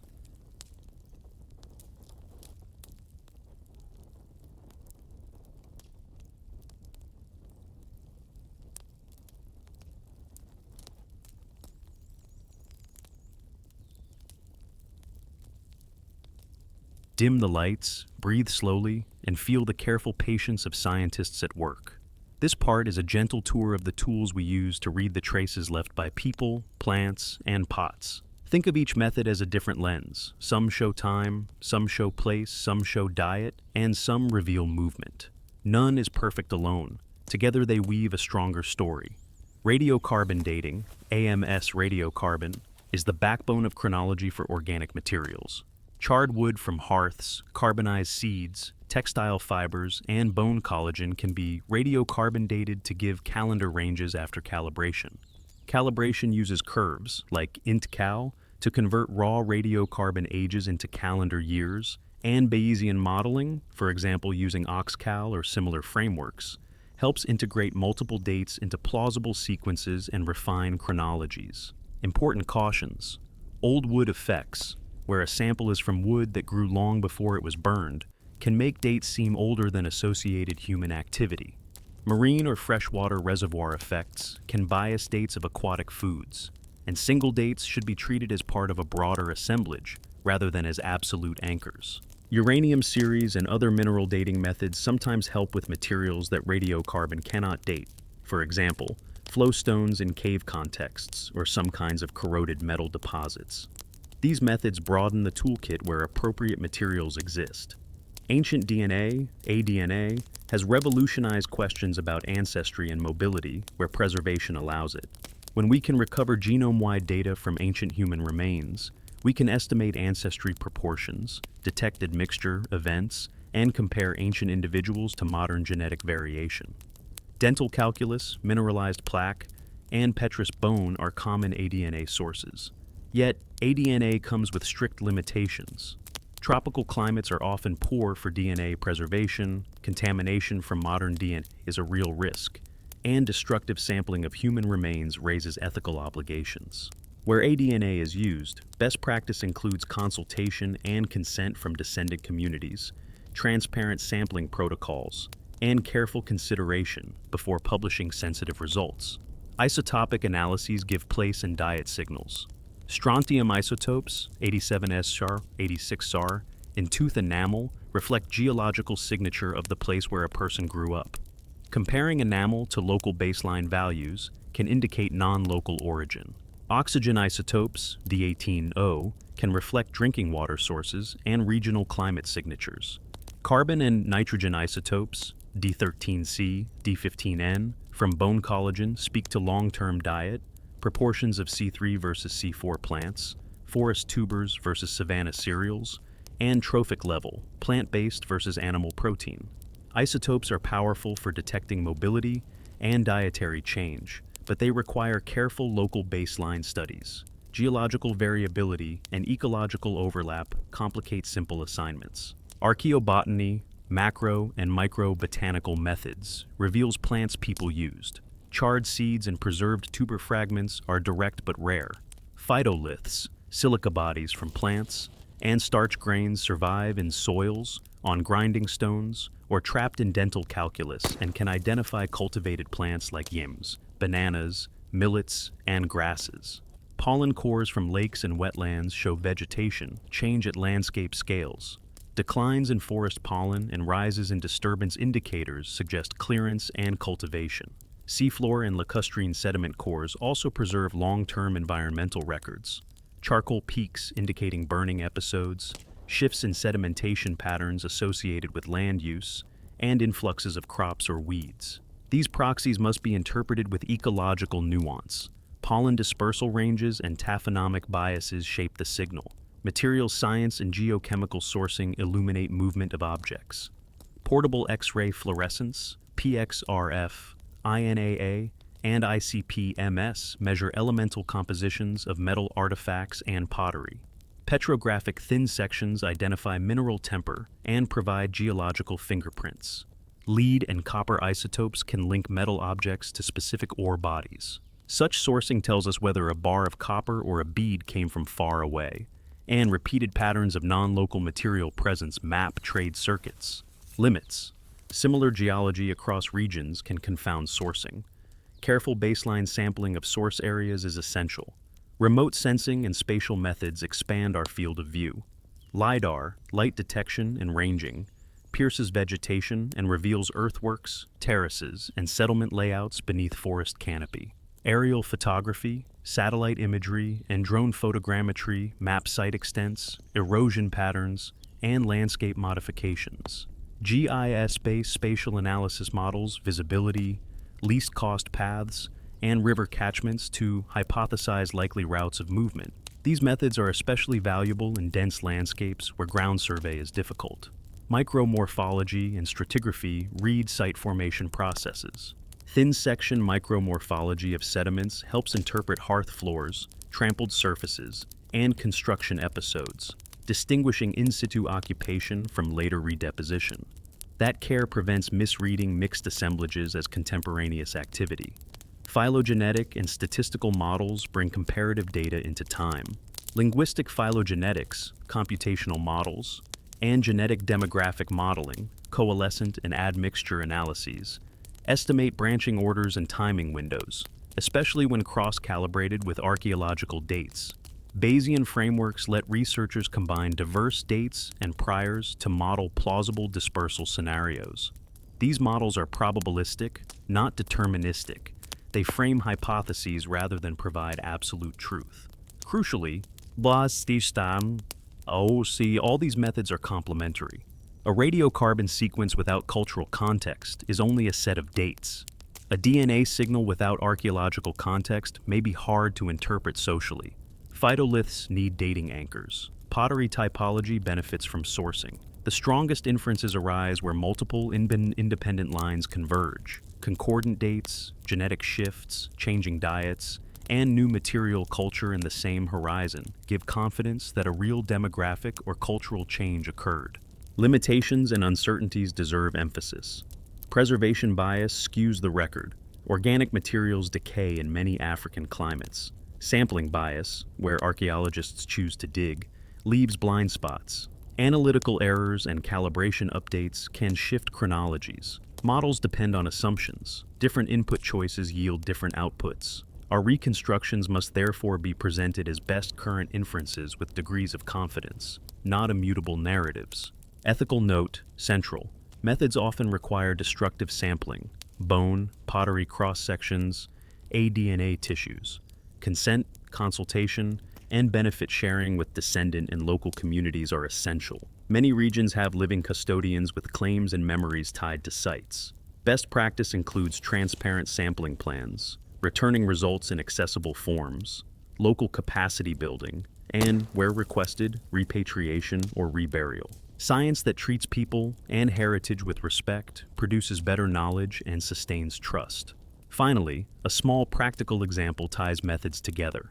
At a lakeshore site, waterlogged sediments preserve banana phytoliths, associated charcoal yields AMS dates, tooth enamel from an individual shows non-local strontium values.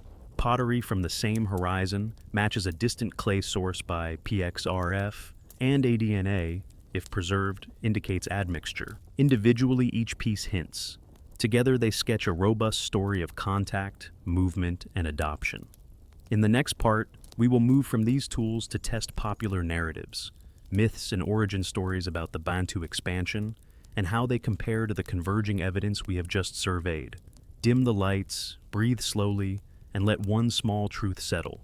Stories are useful, whether they are mythic shorthand or careful reconstructions. Myths help communities hold memory. Scientific narratives help us test claims against data. In this part, we sit with 3 persistent stories about the Bantu expansion, each a kind of myth or simplification, and we compare them gently, patiently, to the evidence. The goal is not to debunk for sport, but to clarify how careful methods revise tidy tales. Myth 1. A single sweeping Bantu migration. The image many people carry is of a single people on the move, a great tidal wave of farmers who displaced hunter-gatherers and imposed language and culture across half a continent. It is a dramatic picture, a unified culture, a single origin point, a simple march. Evidence and nuance. The consensus among linguists, archaeologists, and geneticists rejects the single-wave simplification. Instead, evidence supports a mosaic of movements across centuries, multiple streams, pulses, and pauses. Linguistic trees show early branching before broad dispersals, implying that Bantu was already diversifying as people moved. Archaeology documents different timings in different regions. Some areas show early adoption of crops and iron, others a much later transformation. Genetic studies, where available, indicate layered ancestry and admixture with resident populations. In many places, local hunter-gatherer groups continue to live, intermarry, and contribute cultural practices and genetics to the emerging communities. So, rather than a single tidal wave, think of a braided river, several currents, sometimes converging, sometimes running parallel. Myth 2. Technology equals population replacement. Another common shortcut says that wherever iron or new crops appear, they signal a demographic replacement by incoming farmers who forced out earlier peoples. The implied logic is deterministic.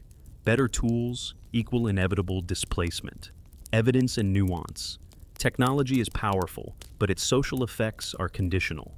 Iron tools can facilitate clearing and increase productivity, but adoption depends on local ecological fit, social negotiation, and kinship patterns. Archaeological sites often show continuity in material culture alongside innovation. Pottery traditions persist even as iron appears. Genetic signals frequently indicate admixture rather than wholesale replacement.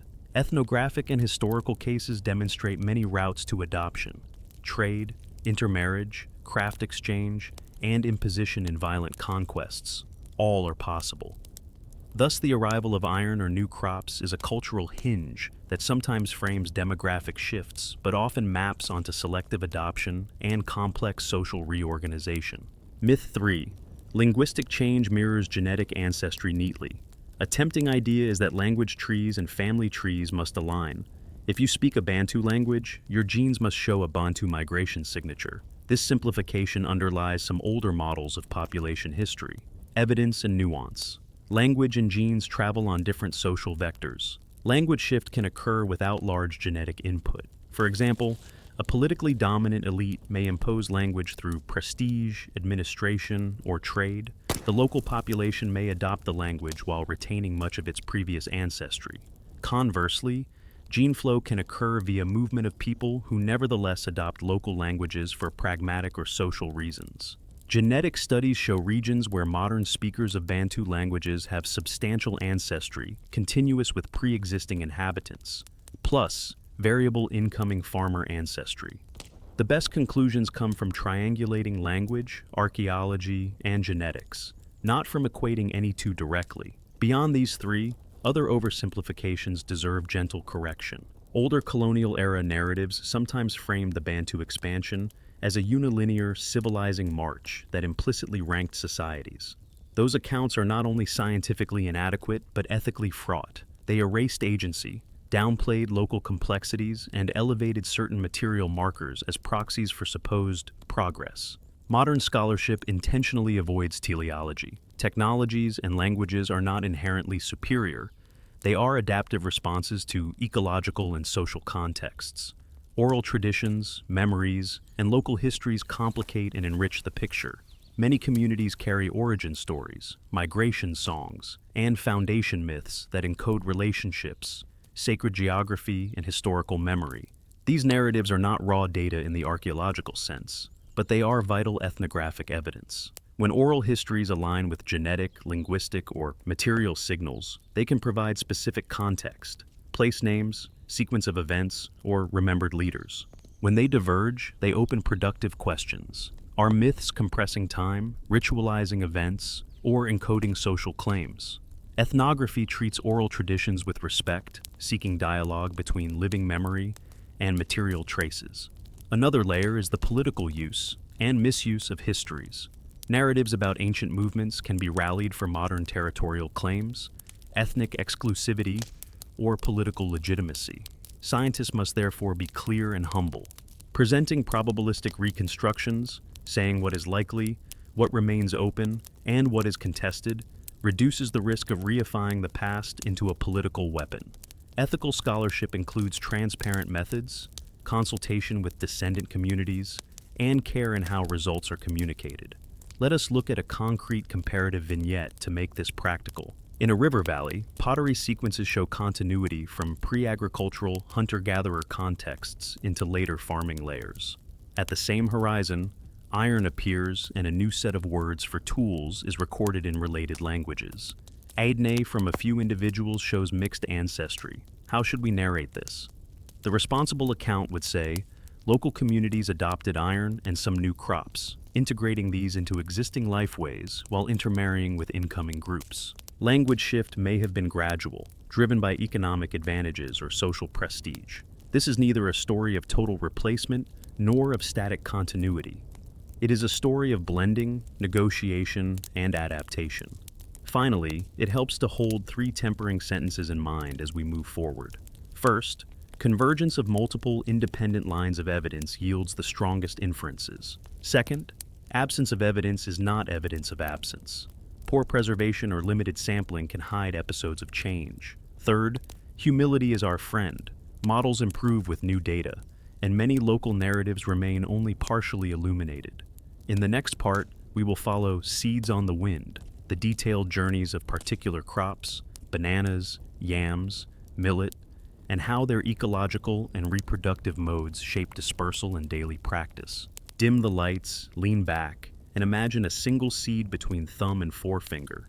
It is small and nothing like the drama of a blade or a banner, yet that tiny kernel carries shape, starch, water, and a future.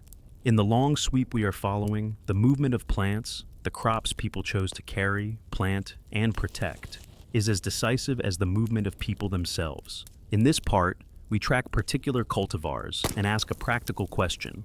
How do plants move? Why do some travel farther than others? And what does that teach us about the human choices behind expansion? Begin with a basic distinction: vegetative versus sexual propagation. Some crops, bananas, plantains, and many root crops like yams and taro, are propagated vegetatively. People move whole suckers, tubers, or cuttings. The genetic identity of the cultivar remains largely intact. Other crops, millets, sorghum, and many cereals, reproduce by seed. Seeds are lighter, sometimes easier to store and transport in bulk, and can be introduced through trade, exchange, or even as contaminants with other goods. Because propagation mode affects mobility, the biological nature of a crop influences how it spreads with people and how archaeologists detect its arrival. Let us follow bananas first because their story crosses oceans and raises intriguing questions. Bananas domesticated in Southeast Asia and near Oceania arrived in Africa sometime in the first millennium BCE or later. The precise timing and routes are debated. Because bananas are propagated vegetatively, they must be carried as plant material, suckers or potted rhizomes, that remain viable en route. That makes their arrival evidence of deliberate transport by people with knowledge of planting and tending. Genetic studies of modern cultivars, combined with archaeobotanical clues, suggest multiple introductions and subsequent local selection, leading to the diverse banana types known across Africa by the late 1st millennium CE and into the 2nd millennium. Lake basins and coastal regions with humid conditions favored early banana cultivation. Their presence there often aligns with linguistic and material signals of eastern streams and maritime contact. Yams are another pivot point. Domesticated in West Africa, yams are attractive for human movement because they are robust in the ground and for storage when properly prepared. Their vegetative propagation means that cultivars can be taken into gardens intact. In forest savanna mosaics, yams do especially well in disturbed soils and in shifting cultivation systems, enabling new households to sustain themselves after relocation. Archaeologically, yam detection is tricky because tubers rarely preserve well except in waterlogged conditions. Researchers therefore rely on indirect signals such as starch grains on grinding stones, phytolith patterns, and ethnobotanical continuity. Linguistic evidence, shared terms for yam cultivars across wide areas, also supports the idea that yam varieties and knowledge moved with people. Millets and sorghum, in contrast, are seed crops and often indicate different ecological adaptations. These cereals thrive in drier, more open environments. Their seeds are light and transportable, and they can be stored for seasons, supporting granary economies. Where Bantu-speaking groups adopted millets and sorghum, we often see shifts in settlement, investments in storage, seasonal scheduling for planting and harvesting, and sometimes greater sedentism in open country villages.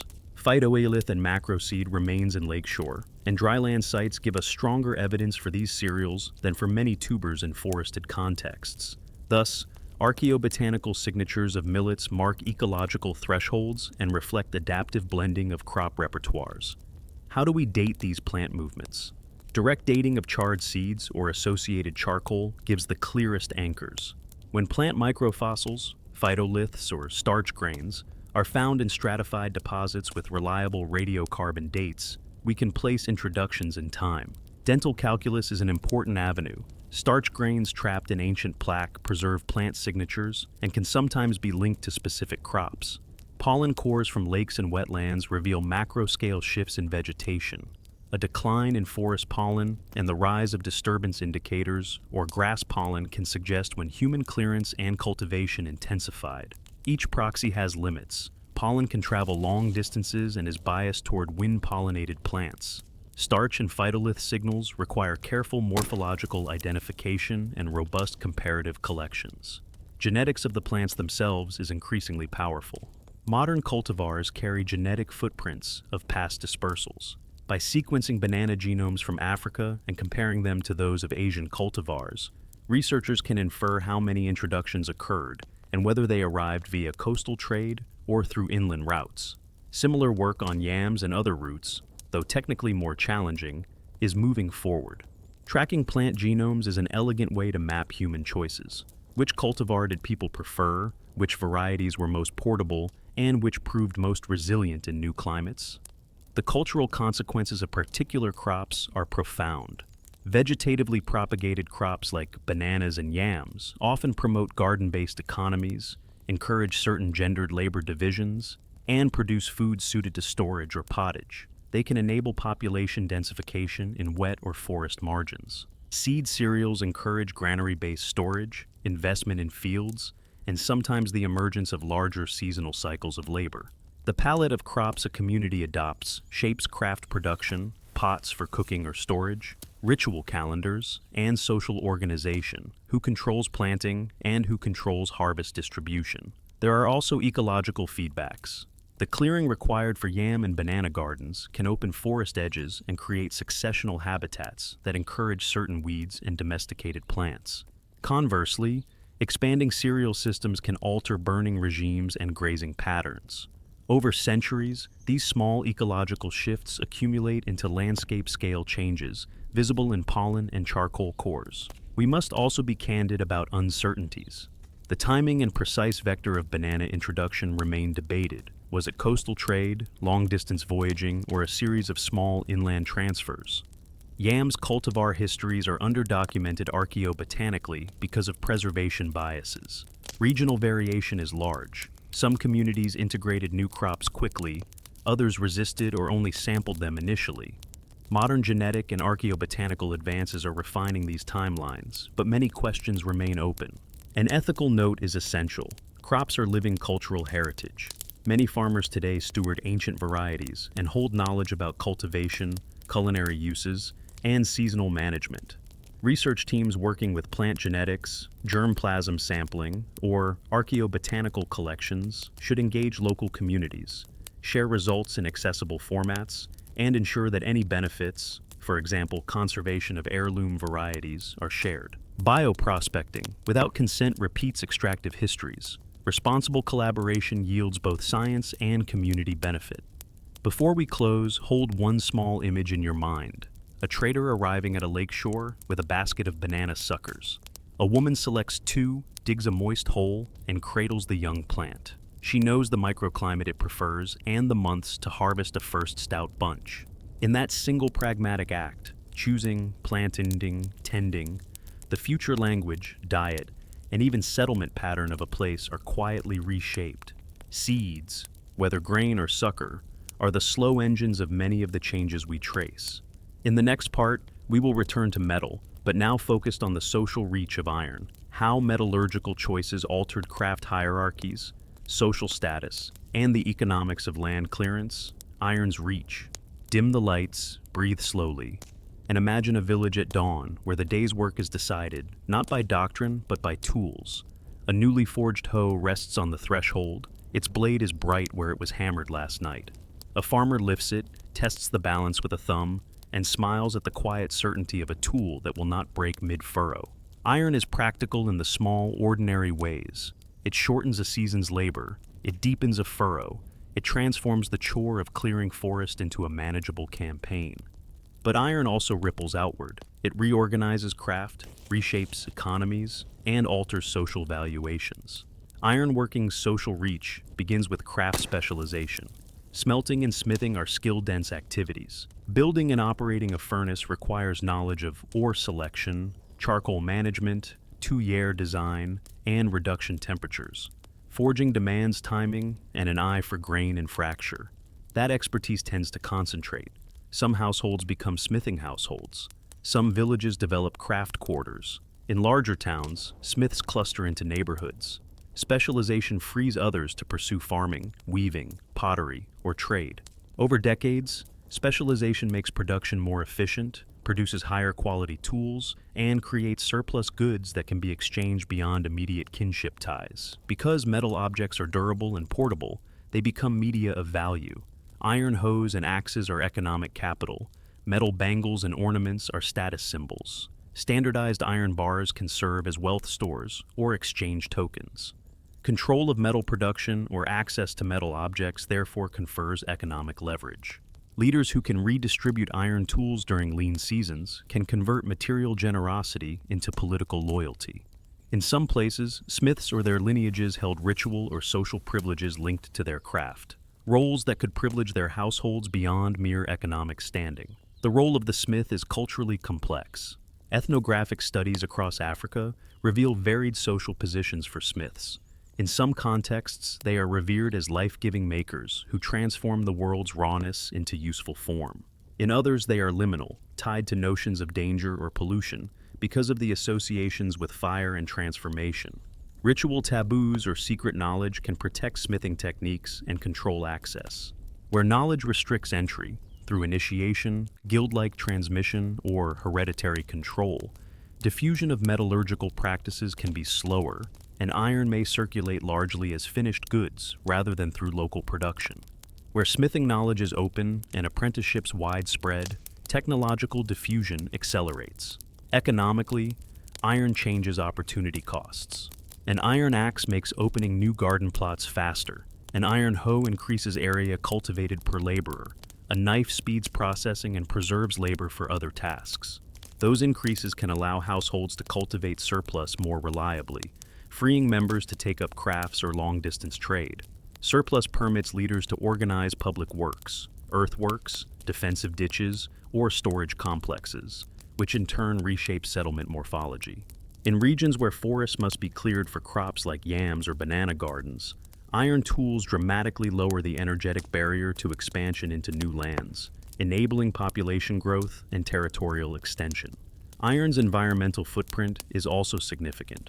Smelting requires fuel, typically charcoal, and sustained production at scale can pressure wood resources. Archaeologists and paleoecologists sometimes detect charcoal peaks in cores coincident with increased metallurgical evidence, hinting at intensified fuel use. Conversely, communities often innovate in fuel management. Selective harvesting, coppicing, and siting furnaces near fuel sources are pragmatic responses. Environmental impact is therefore neither inevitable nor uniform. It depends on scale, resource availability, and social management. Trade networks intertwine with metallurgical economies. Metal bars, scrap blooms, and finished tools move along the same corridors that carry salt, beads, and foodstuffs. A town with good access to ore and fuel can become a regional supplier.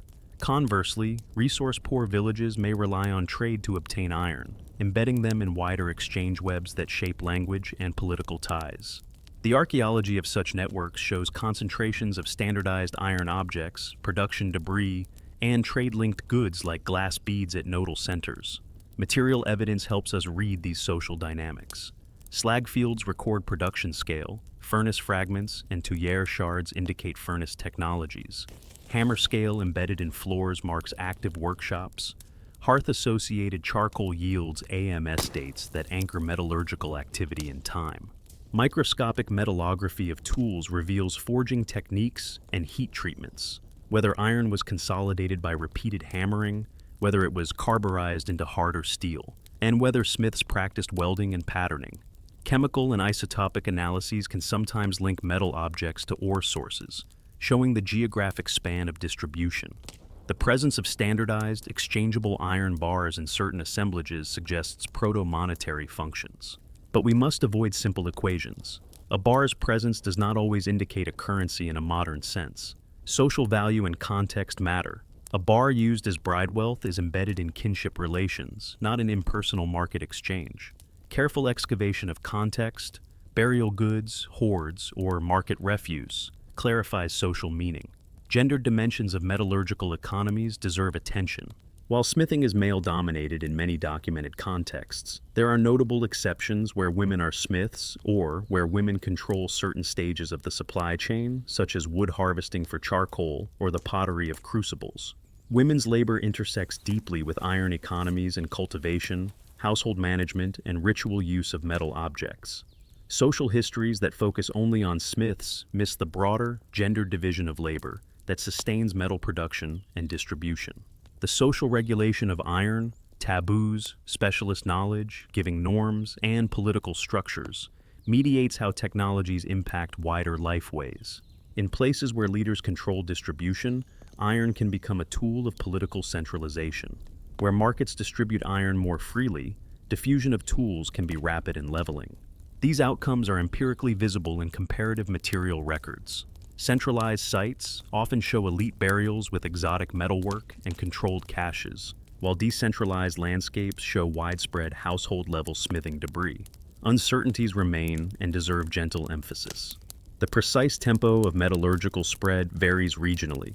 In some areas, iron, or iron objects, predate clear evidence for agricultural intensification, while elsewhere metallurgy follows agricultural consolidation.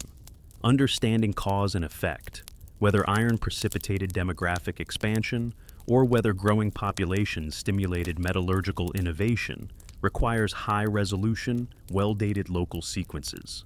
Preservation biases and uneven sampling complicate broader generalizations. An ethical note: metallurgical sites can be sacred landscapes with contemporary meanings. Excavation and sampling should respect local claims and involve community consultation regarding curation, interpretation, and benefit sharing. The knowledge of local smiths and craft communities is often crucial for interpreting archaeological metallurgy. Including them in research enriches science and strengthens cultural ties. Imagine a final close-up before we hand off. A smith cools a bright ingot in a bowl of water. The quenching sings. Around him, children practice hammering scrap, while elders tell old stories about how a particular blade once saved a harvest. The tool is physical, social, and mnemonic at once. In the next part, we will turn toward genetics and genealogies, what ancient and modern genomes reveal about ancestry, admixture, and the tempo of population movement, and how those genetic stories must be read with care.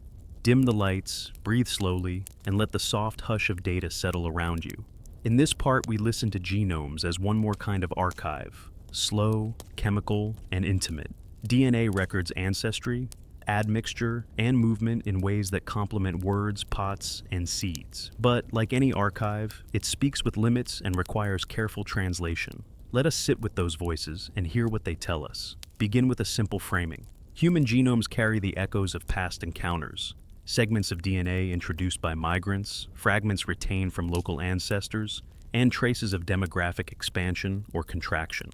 When researchers compare genomes across individuals and populations, they can estimate proportions of ancestry, detect mixed ancestries, admixture, and model when different groups likely met and interbred.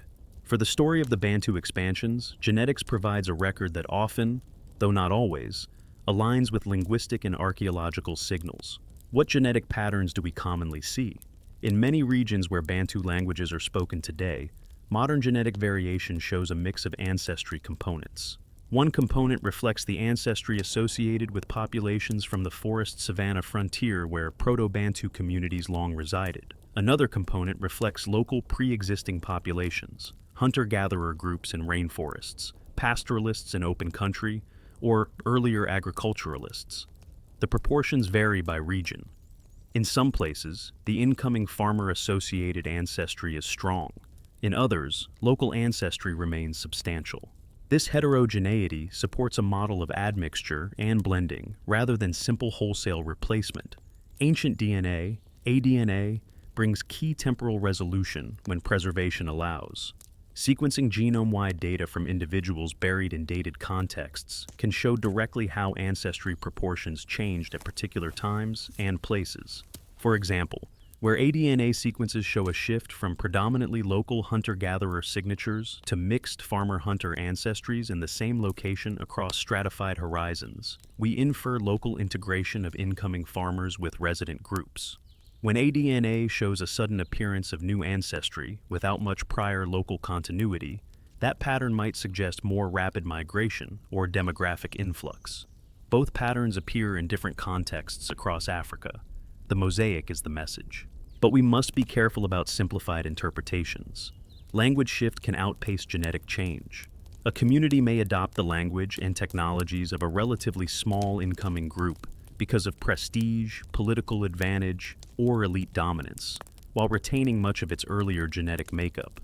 Conversely, genomes can spread via small, highly mobile trader groups who leave a genetic footprint disproportionate to their cultural imprint. Genetics therefore reveals movement and mixture. It does not map neatly onto language boundaries or political identities. There are illustrative, well-known patterns worth noting without presuming exhaustive coverage. In parts of Central and Eastern Africa, genetic studies reveal substantial ancestry related to agriculturalist communities originating in Western regions, consistent with expansions of people who carried farming traditions. In forested regions, signals of long-standing hunter-gatherer ancestry, sometimes described in the literature as forager components, persist strongly, showing deep continuity and local admixture.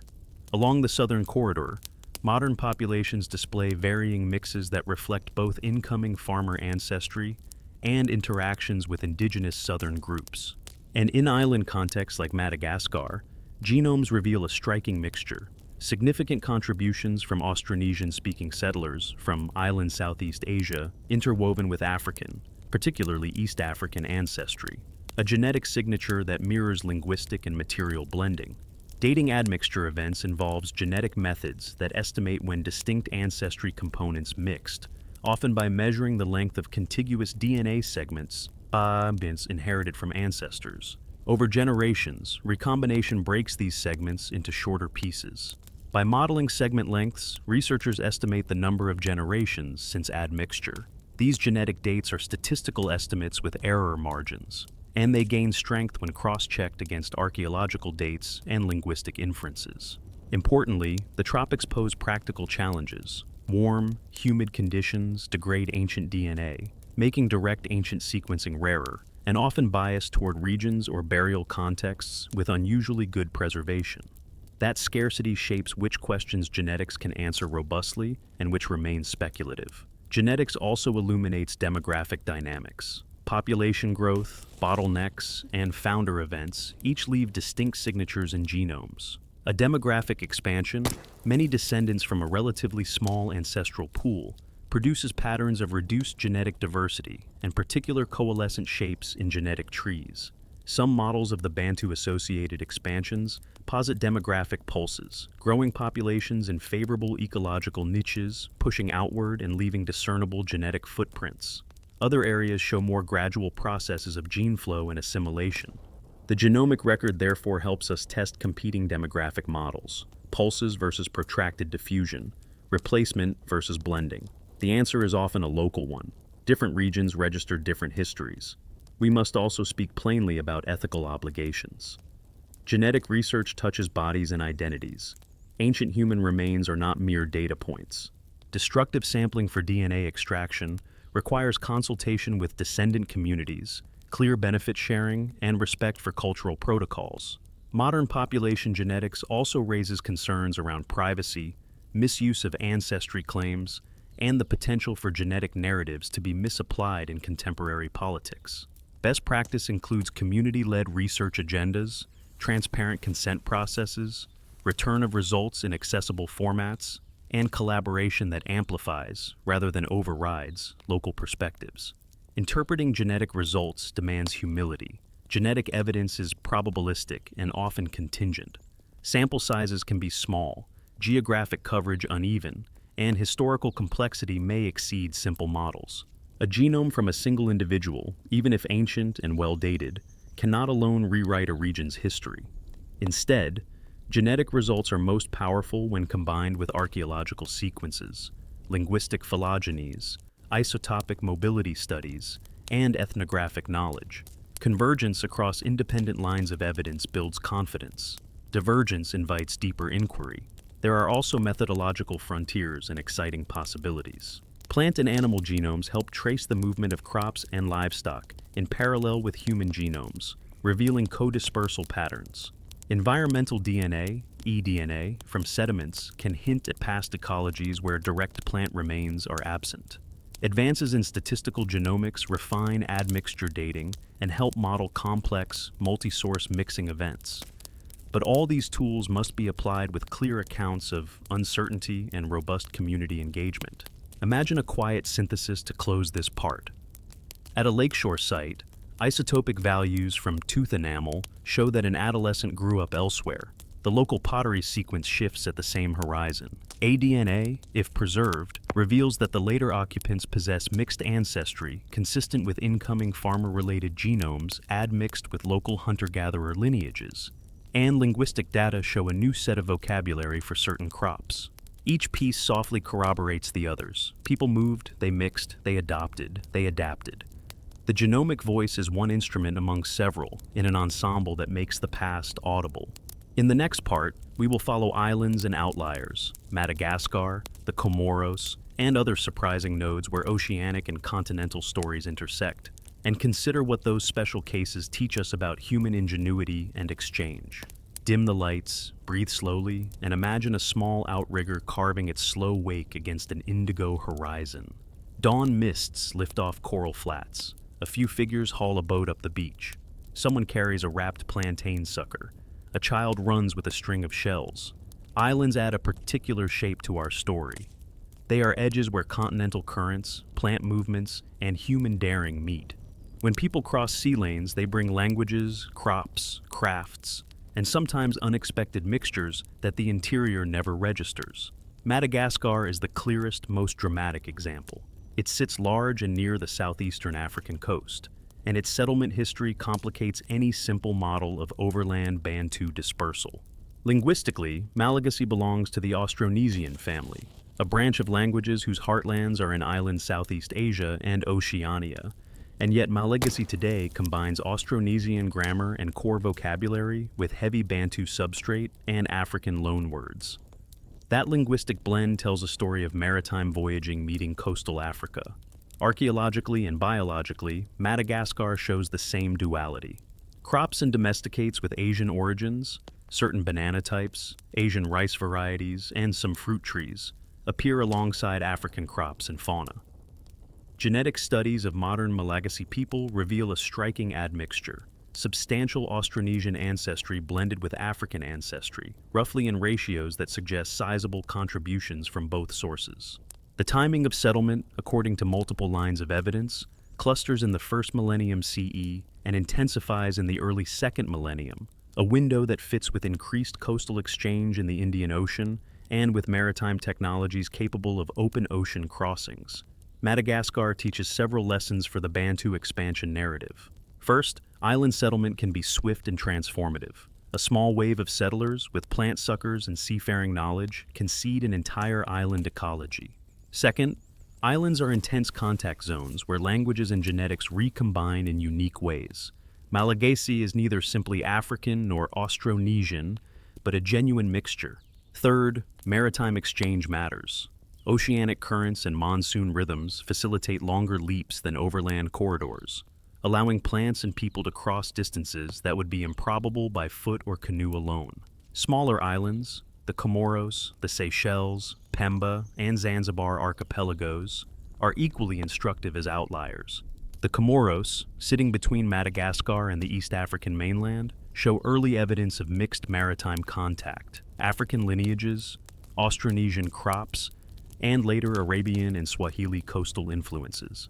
Archaeology on these isles reveals coastal settlements that served as stopovers and exchange nodes, where bananas, domestic chickens, and other mobile resources moved island to island and into mainland markets. Pemba and Zanzibar, closer to the Tanzanian coast, participate in Swahili maritime networks. Their role in the dispersal of goods and people into interior corridors is both practical and catalytic.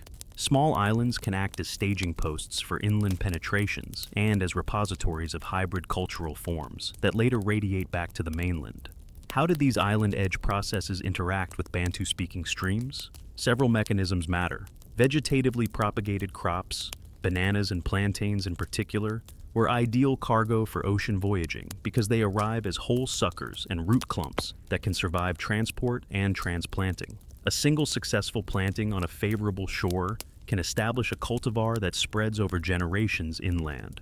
Maritime traders frequently carried plants as provisions, so provisioning for voyages doubles as effective dispersal. Likewise, artisanal goods and prestige objects from coastal towns enter interior circuits through riverine traders and caravan routes, creating feedback loops between sea and land. Maritime technology is a critical variable. Open ocean voyaging requires boats robust enough for swells, familiarity with winds and currents, and navigational skills. Some coastal communities developed sewn or planked craft and techniques for outriggers or double-hulled vessels. The presence of such technologies correlates with more regular and farther-reaching movement of people and goods. We should not assume that all coastal groups had equal capability or inclination to cross wide oceans. Rather, certain maritime specialists and opportunistic voyagers played outsized roles in linking island and continental histories. Islands also complicate genetic and linguistic narratives in helpful ways. In Madagascar and the Comoros, the genomic record shows distinct pulses of admixture and sometimes founder effects, where a small initial population's genetic signature becomes amplified across generations. Linguistically, island communities may preserve archaic forms or innovate new registers in isolation, and those features can later inform mainland dialects when people move back or trade intensifies. Outliers on the continent itself also deserve attention. Highland pockets, isolated lake basins, and ecological refugia can act like islands, socially and ecologically insulated places where unique mixes of culture persist. Such refugia sometimes preserve archaic linguistic features or plant varieties that vanished elsewhere. They serve as reminders that the map is not only coastlines and corridors, it is also punctuated by places that resist rapid change and become repositories of cultural memory. Methodologically, island studies benefit from remarkable preservation in some contexts. Waterlogged sediments, coral rubble layers, and sheltered middens can preserve plant remains, shells, and craft debris that vanish on open savanna. Their archaeological record can therefore be rich in botanical and faunal data, offering high-resolution windows into introductions. Genetic work on island populations must weigh small sample sizes and founder effects carefully. A tiny genome sample may look like a sweeping story if not contextualized with archaeology and linguistics. Ethically, islands are home to living communities with distinct identities, languages, and sacred geographies. Research on island settlement, whether archaeological excavations, plant germplasm collection, or genomic sampling, must be done in partnership with island residents, respecting cultural protocols, rights to ancestral remains, and local conservation priorities. Islands often face acute ecological vulnerability. Research that includes strategies for preserving heirloom cultivars or protecting fragile ecosystems returns benefits beyond academic knowledge. Before we close this part, imagine a short scene. A small boat slips from a coral channel at dawn. The captain tends a bundle of plantain suckers lashed to the bow. On arrival, hands loosen the bundle and plant the first suckers in a wet hollow. The plant takes. A few years later, it feeds infants, sweetens porridge, and yields words that neighbors learn to say. That single botanical act ripples into language, diet, and settlement in ways both intimate and vast. In the next part, we'll step back into everyday lifeways, kinship rhythms, craft routines, and the seasonal cycles that organize ordinary survival and long-term change. Dim the lights, breathe slowly, and let the small textures of life come into focus. The scrape of a paddle along a dugout's hull, the rhythmic slap of mortar on a grinding stone, the hush of a child's breath in a cool corner while a pot simmers. Everyday life is the slow, cumulative engine of history. It is where languages are practiced, recipes are learned, tools are tested, and identities are negotiated. If migrations and technologies are the big arcs, lifeways are the stitches that hold them together. Begin with the household. Most communities in our period organize daily life around a compound. A cluster of houses roofed with thatch, a couple of storage bins, a hearth or three, and a small working area for pottery, weaving, or metalwork.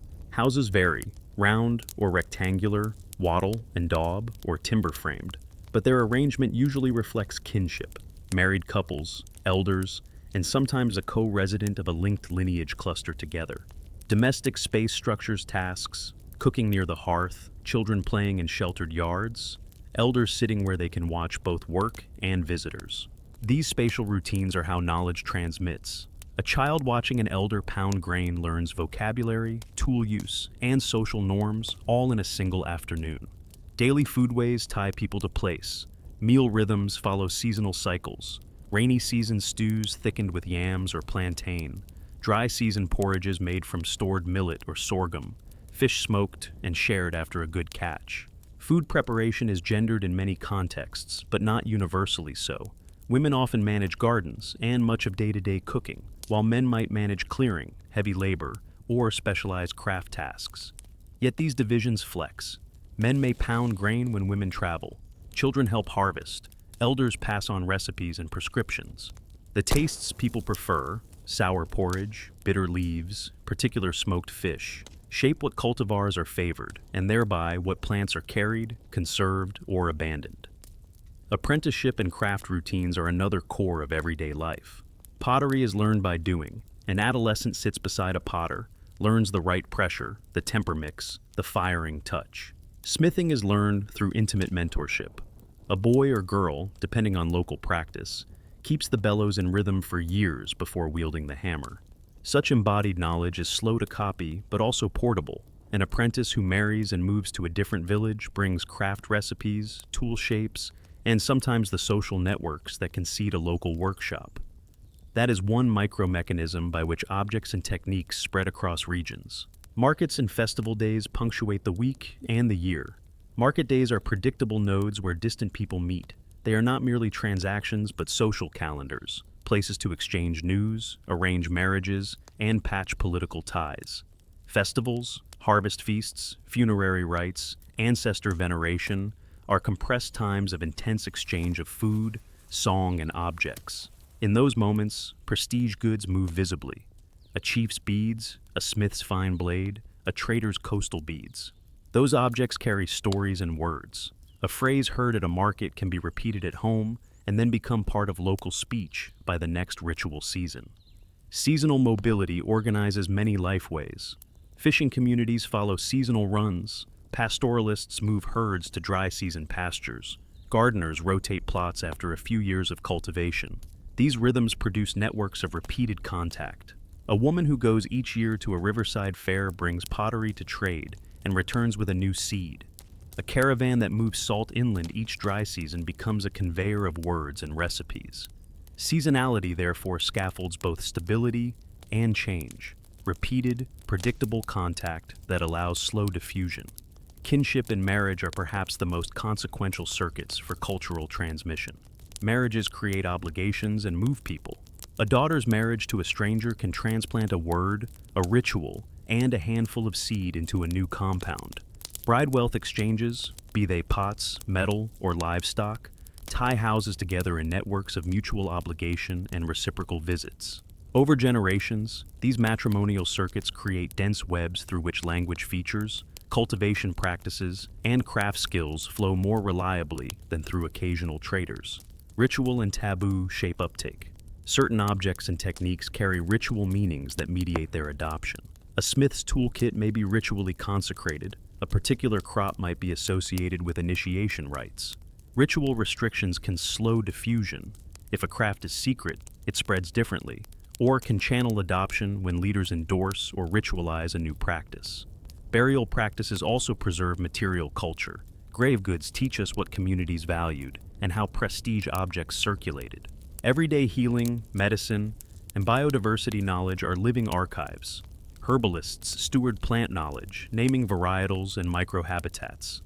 Their prescriptions for particular leaves, tubers, or barks preserve ecological knowledge that guides which landscapes are tended and which wild resources are conserved. Such practices also shape plant dispersal. An herbalist's preference for a particular yam variety can influence whether that cultivar is carried to a neighboring valley. Language use in daily situations is subtle but decisive. Children acquire layered registers, home speech, market talk, ritual language. Where multilingual contact is routine, children grow up bilingual and often serve as brokers, translating terms for tools, crops, or kinship. Loanwords enter first in domains of contact. Fishing terms spread along lake shores, iron terms spread near smithing quarters. Over generations, these small incorporations can restructure dialects. Material reuse and frugality are practical features of everyday economies. Shards become temper for new pots. Old iron is reforged. Broken beads are remade. That economy of reuse affects archaeological visibility. Continuity in craft through reworked material can create a palimpsest where new forms emerge out of old fragments. It also reflects resilience. A household retools, mends, and adapts rather than discarding the old entirely. Privacy, memory, and elder authority matter. Elders curate genealogies and oral histories. Their account of who came from where can shape identity. Public storytelling at evening fires transmits place names, songs, and proverbs that anchor younger generations to both local landscapes and distant origin tales. These stories, even when mythic, structure social decisions about marriage, migration, and alliances. An ethical note. Everyday lifeways are living heritage. Research must respect contemporary practices and avoid extracting knowledge without reciprocity. Documenting craft recipes, plant varieties, and songs should involve consent, fair collaboration, and benefit sharing. When researchers record songs or recipes, communities should guide how those materials are used and shared. Before we close, imagine one ordinary evening. A family gathers around a low fire. Someone hums a tune. A child retells a tale about a grandmother who planted a rare yam. Pots clink softly. Words and recipes fold into memory. These small, repeated acts, meals, apprenticeships, market visits, marriages, accumulate into the large arcs we have been tracing. Language families, agricultural repertoires, and craft distributions. Everyday life is the quiet architecture of history. In the next part, we will examine how continuities and replacements play out over time, where cultures layered peacefully, where replacement occurred, and how archaeologists detect those patterns. Dim the lights, breathe slowly, and let your attention rest on the quiet texture of change. Over centuries, landscapes and languages do not always flip like switches. Sometimes they accrete like pages in a palimpsest, old traces faintly visible beneath newer ink. Other times there are sharper breaks, demographic pulses, epidemics, or political ruptures that reorder people and places. In this part, we sit with the evidence that helps us tell when continuity characterizes a place and when replacement better explains the record. We will practice a slow, careful parsing of signals because the truth is often mixed. Start with an image. Photograph a stratified profile in a riverside trench. The lowest layer is dark with charred forest debris and scattered microliths. Above it, a band of coarse pottery appears. Higher still, you find iron slag and standardized storage jars. Does that pattern record a people who were replaced, or a community that adopted new tools and foods? The answer depends on multiple threads: material continuity, biological ancestry, isotopic mobility, sleeping linguistics, and the social context of change. Archaeology gives us the fragments. Interpretation weaves them into narrative, cautiously. What continuity looks like in the ground. Continuity often manifests when material traditions persist across time, even as new elements are introduced. Pottery rims may show the same fundamental coil and paddle techniques, while decorative motifs slowly shift. House post alignments remain in the same orientations. Burial positions and grave goods show cultural persistence. Isotopic values of tooth enamel and bone remain locally consistent, indicating that most individuals grew up in the same region. Where aDNA is available, genetic signals may show substantial local ancestry persisting across horizons, perhaps with gradual influxes of additional ancestry rather than sudden wholesale replacement. Language substrates, place names, ritual lexicon, plant and animal names remain embedded in the local tongue, even as new words appear. These patterns point to adoption, adaptation, and acculturation. New practices are grafted onto existing social fabrics. What replacement looks like in the ground. Replacement tends to leave sharper signatures. We might see a sudden and sustained change in material culture, a wholesale turnover of pottery styles, new architecture forms, and new burial rites appearing abruptly across habitation layers. Isotopic evidence may show a large number of non-local childhood signatures at the same time, indicating in-migration. Ancient DNA may reveal a marked shift in ancestry proportions between earlier and later burials, consistent with a large demographic influx. Linguistically, an abrupt loss of substrate terms and the establishment of an entirely new set of core vocabulary aligns with rapid language replacement.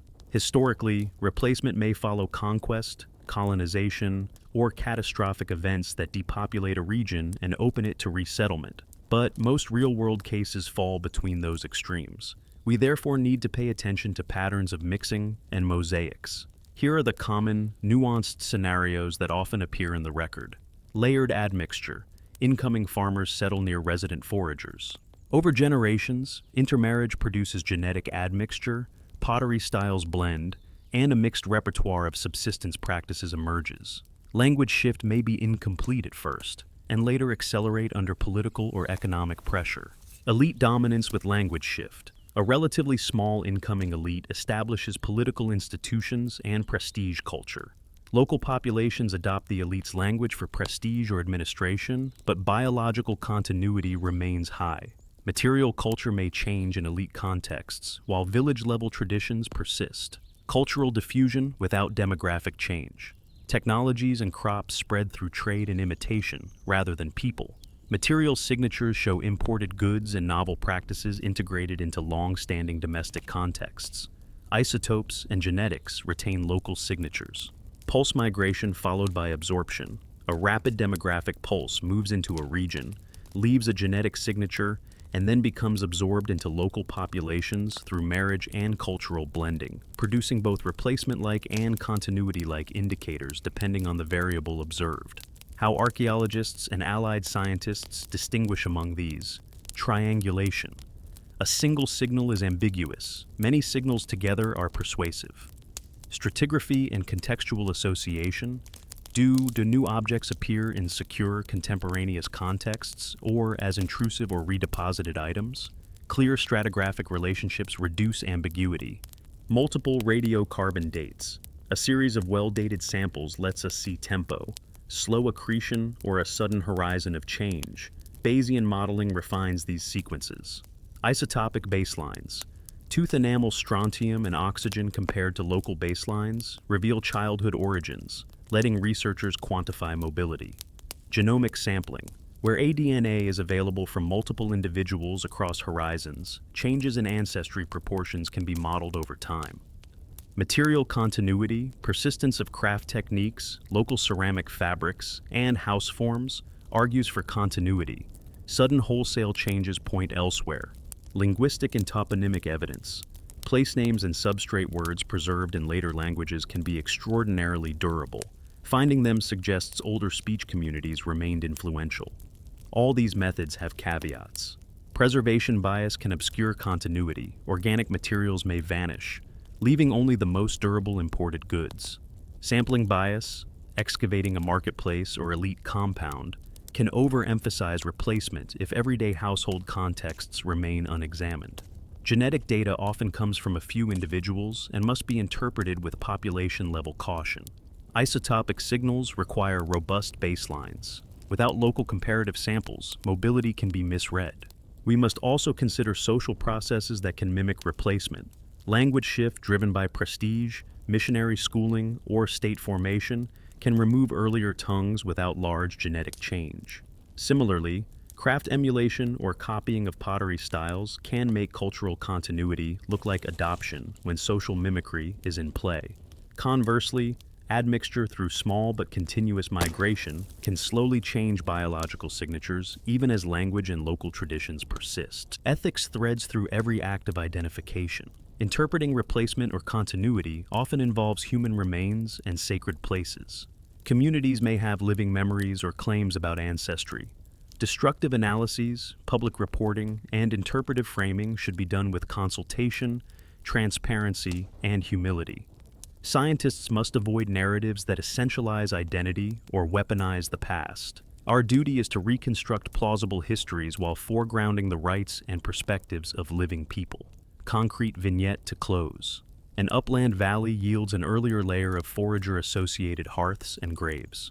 Above it, houses with new plans and iron tools appear, and strontium isotopes show many individuals with non-local childhoods. aDNA from a handful of burials reveals mixed ancestry, substantial local lineages plus new farmer-related components. Pottery shows both continuity and adopted motifs. The responsible story is not a simple replacement, but a period of demographic influx, mixing and evolving social order. A layered tapestry, not a single-color wash. Before we move on, hold 3 soft guiding lines in your mind.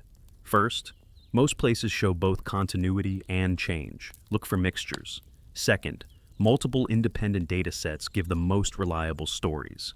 Third, treat people in the past as ancestors of living communities. Research is not an abstract activity. It has consequences and responsibilities. In the next part, we will pause and examine the open questions, the uncertainties, the things we still do not know well, and the kinds of data that would help resolve them. Dim the lights, breathe slowly, and let a patient curiosity settle in. After many parts of walking through voices, pots, seeds, genes, and rivers, we arrive at a careful place, the space of what we do not yet know. Uncertainty is not failure. It is the map's blank margins inviting cautious exploration. In this part, Wine will name the central open questions that matter most for the story we have been tracing, explain why they remain unresolved, and describe the specific kinds of evidence that would help resolve them. I will also flag ethical and practical constraints that shape which answers are possible. Open question 1. The precise timing and tempo of dispersal pulses. What we mean, were there discrete pulses of accelerated movement at particular centuries, for example, climatic windows or social triggers, or did dispersal proceed largely as a slow, steady drift with regional accelerations? Relatedly, did eastern and western streams move in synchronous phases or in different rhythms? Why it's uncertain. Radiocarbon datasets are unevenly distributed across regions. Tropical preservation biases leave many occupation horizons poorly sampled. In places where sample sizes are small, apparent gaps can be an artifact of preservation or research focus. Moreover, models that date linguistic splits or genetic admixture rely on assumptions about rates that may not hold consistently. What would help? Denser, well-targeted radiocarbon series from secure contexts, house floors, short-lived botanical remains, coordinated Bayesian chronological modeling across sites, and more ancient DNA time transects to anchor demographic shifts. High-resolution paleoenvironmental cores that detect sudden landscape change, charcoal peaks, pollen shifts, could help correlate ecological windows with demographic pulses. Crucially, coordinated regional research programs that sample systematically, not opportunistically, would reduce biases. Open question 2. The relative roles of demic movement versus cultural diffusion in different places. What it asks, in which regions did people physically move and settle, demic expansion, versus where local groups adopted language, crops, or metal through contact, cultural diffusion? How often did each mechanism dominate, and under what ecological or social conditions? Why it's uncertain. Single lines of evidence are ambiguous. Pottery change can reflect copying, trade, or movement. Genetic continuity with local admixture can mask earlier pulses. Linguistic shifts may reflect elite dominance rather than mass migration. Each proxy alone can mislead. What would help? Integrated datasets from the same stratified contexts. Ancient DNA sequences from multiple individuals across occupation layers. Isotopic baselines that reveal childhood origins. Archaeobotanical records tied to dated contexts, and pottery provenance studies. Comparative case studies that combine all these will let us see patterns where demic and cultural processes are distinguishable. Ethnographic analogs and careful modeling of social adoption dynamics would complement the physical data. Open question 3. Vectors and timing of key crop introductions. Bananas, particular yam cultivars. What we mean. How, when, and how many times did bananas and key vegetatively propagated crops arrive in different regions? Were there single major introductions or multiple staggered arrivals? Did maritime networks or overland traders play primary roles in different regions? Why it's uncertain. Vegetative crops leave poor direct traces in many archaeological contexts. Banana phytoliths and starch are identifiable, but require waterlogged or well-sampled contexts. Genetic sampling of crop lineages is improving but is still unevenly distributed across cultivars and locales. What would help? Systematic archaeobotanical sampling, starch, phytolith, macrobotanical, from lake and wetland sequences, increased sampling of ancient plant DNA where preservation allows, and comprehensive genomic surveys of modern heirloom cultivars linked with robust provenance metadata. Combining these with dated archaeological horizons and linguistic dating of crop vocabulary would triangulate timelines. Open question 4. The social rules that governed metallurgical transmission. What we mean. Why did ironworking diffuse rapidly in some regions and remain limited or ritualized in others? How did social constraints, guilds, taboos, marriage practices, shape the geographic patterning of metallurgy? Why it's uncertain. Material signatures, slag furnaces, show production but do not reveal social rules. Ethnographic analogies are informative but may not map backward in time. What would help? Detailed spatial analyses of metallurgical sites, combined with microstratigraphic study, metallurgical chemistry to trace exchanges of ores and metal objects, and contextual burial and ritual studies that reveal the social statuses of smiths. Oral histories and collaboration with traditional smithing communities can provide living parallels and interpretive depth. Open question 5. How local identities and memories mediated language shift? What we mean.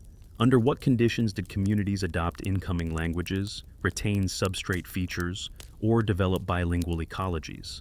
Why did some places resist language change despite contact? Why, it's uncertain. Language shift is a social process and leaves uneven material traces. Linguistic data are often modern snapshots. Reconstructing social motivations centuries earlier is challenging. What would help? High-quality linguistic documentation of minority and endangered languages to preserve substrate signals, tightly dated archaeolinguistic case studies linking vocabulary for local ecology with material finds, and ethnographic work on mechanisms of prestige, trade language formation, and multilingual child socialization, especially where oral histories remember migration or settlement events. Cross-cutting methodological and ethical constraints. Many of these uncertainties persist because of practical limits, preservation bias in tropical climates, uneven research funding that concentrates work in certain countries or regions, and the technical limits on ADNA in warm soils. Equally important are ethical constraints. Destructive sampling of human remains requires robust community consent and culturally appropriate handling. Plant germplasm collection must respect local custodianship and biocultural rights. The best science today couples methodological ambition with participatory ethics. Paths forward. A short roadmap of priority actions. Invest in systematic, regionally coordinated field programs that sample many contexts, not only grand sites. Expand archaeobotanical and wetland sampling because these archives often preserve crops better than upland sites. Build comprehensive baseline isotopic surveys across geological zones to sharpen mobility inference. Support capacity building in local institutions, so sampling, curation, and interpretation are locally led. Prioritize community-engaged ADNA programs that center consent, benefit sharing, and transparent return of results. An ethical closing before we hand off. Much of what we do hinges on human bodies, plants that feed living communities, and landscapes with contemporary sacred meanings. Resolving uncertainties is not a purely academic task. It must be pursued with humility, reciprocity, and a commitment to uplift local voices in how stories are told and used. In the next part, we will bring the series to a gentle close, a reflective summary that stitches together human meaning, methodological lessons, and an ethical sign-off. A place to let the day's slow work settle. Dim the lights one last time. Take a long, slow breath. Let the smells of hearth smoke, river mud, and fresh-turned soil drift back into the mind's room. We have walked a long corridor together, from a single dawn at a humble storehouse to vast lake shores and island crossings, from small seeds and hammered iron to languages that braid and diverge. Now we fold those threads back into a human shape and listen for the quiet lesson.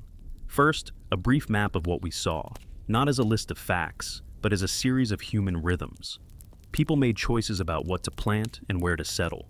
They carried tubers and suckers, they learned to coax iron from ore, and they traded pots and words on rivers and at markets. Movement was rarely a single march. It was 1,000 small movements. A smith who married into a neighboring hamlet, a trader who brought a banana sucker, a bride-wealth exchange that linked two families across a valley. Languages recorded those daily acts. Pottery kept their hands' gestures, seeds kept their taste, and genomes, sometimes, kept the memory of mixing. The big pattern, what we call the Bantu Expansions, is therefore not a tidy story of conquest, but a mosaic of choices, constraints, and encounter. Second, a soft synthesis of the major beats you can carry with you. Roots and words. Linguistics shows branching and contact. Language trees help map probable routes, but do not by themselves prove movement of people. Crops and lifeways, vegetative crops, yams, bananas, travel differently from seed cereals, millet, sorghum. Those biological differences shaped settlement and social organization. Iron and craft. Metallurgy changed labor, craft specialization, and political possibilities, but its social effects depended on local rules and institutions. Routes and nodes, rivers, lakes, coasts, and markets channeled exchange. Islands and highland refugia created special conditions for mixing and preservation. Methods: radiocarbon, phytoliths, isotopes, ancient DNA, pottery petrography, and remote sensing are complementary lenses. Convergence across them is where confidence grows. Uncertainty and ethics. Many details remain open. Ethical engagement with living communities is a non-negotiable part of responsible research. Third, an honest note about limits and humility. Science builds by trial and correction. In tropical landscapes especially, preservation is uneven. Some stories are well lit, and others remain in shadow. New methods, improved sampling strategies, expanded archaeobotanical programs, ethically run ADNA studies, broader isotopic baselines, and more inclusive local partnerships will illuminate further. But we should not mistake present gaps for absence of history. The past is messy and mosaic. Our reconstructions are provisional and probabilistic, not absolute. Fourth, the human and ethical dimension. A gentle insistence. The people whose lives we study are ancestors and kin to living communities. Sites are often places of memory and ritual, not laboratories. Sampling human remains, moving heirloom seeds, or interpreting oral histories without consent risks repeating histories of extraction. Good practice pairs curiosity with care. Ask before sampling, return results in accessible forms, build local capacity, and share benefits. Science that privileges local voices produces richer stories and stronger relationships. Fifth, what we do with this story matters. History is not only explanation, it is an inheritance. The patterns of mixing, adaptation, and creative resilience we traced are useful for how we think about identity today. They remind us that languages and cultures are porous, that technologies spread by social choices, and that diversity often arises from blending, not purity. Those lessons can temper modern uses of the past that seek to freeze identities into rigid categories. The past, properly understood, is a resource for empathy. If you'd like to follow up, a few gentle options you can choose from without urgency. I can produce a concise one-page timeline of key dates and sites from this series. I can extract the methods and evidence part into a short reference sheet with simple explanations for each technique, or I can convert any single part into an audio-friendly script optimized for a calm, 7-minute listening segment. Tell me which you prefer and I'll prepare it exactly as you want. A final sensory image to carry with you. Picture that woman at the storehouse, who appears again in a different place and century, planting a sucker by hand, tending a new hoe's first furrow, listening as a visiting trader hums a tune from a far river. Her decisions are small and ordinary, but their echoes ripple outward into language, diet, and craft. History is made of those small choices. Our knowledge of it depends on tending fragments with patience and respect. Thank you for taking this long walk. If this series has been a companion as you cook, commute, or prepare for sleep, I'm glad. If you want a shorter digest, a translation into Vietnamese, or a set of thumbnail prompts for historical-style thumbnails for your videos, tell me which and I'll prepare it now. For now, a very soft reminder. When we study the past, we are also in conversation with people who live in its shadow. Let humility guide our curiosity. Like and subscribe if you found this calm, evidence-first approach useful. Share where you listened, the kitchen, the night bus, the garden, and I will keep that ritual in mind for future episodes. Above all, stay curious and stay calm. Stay curious, stay calm.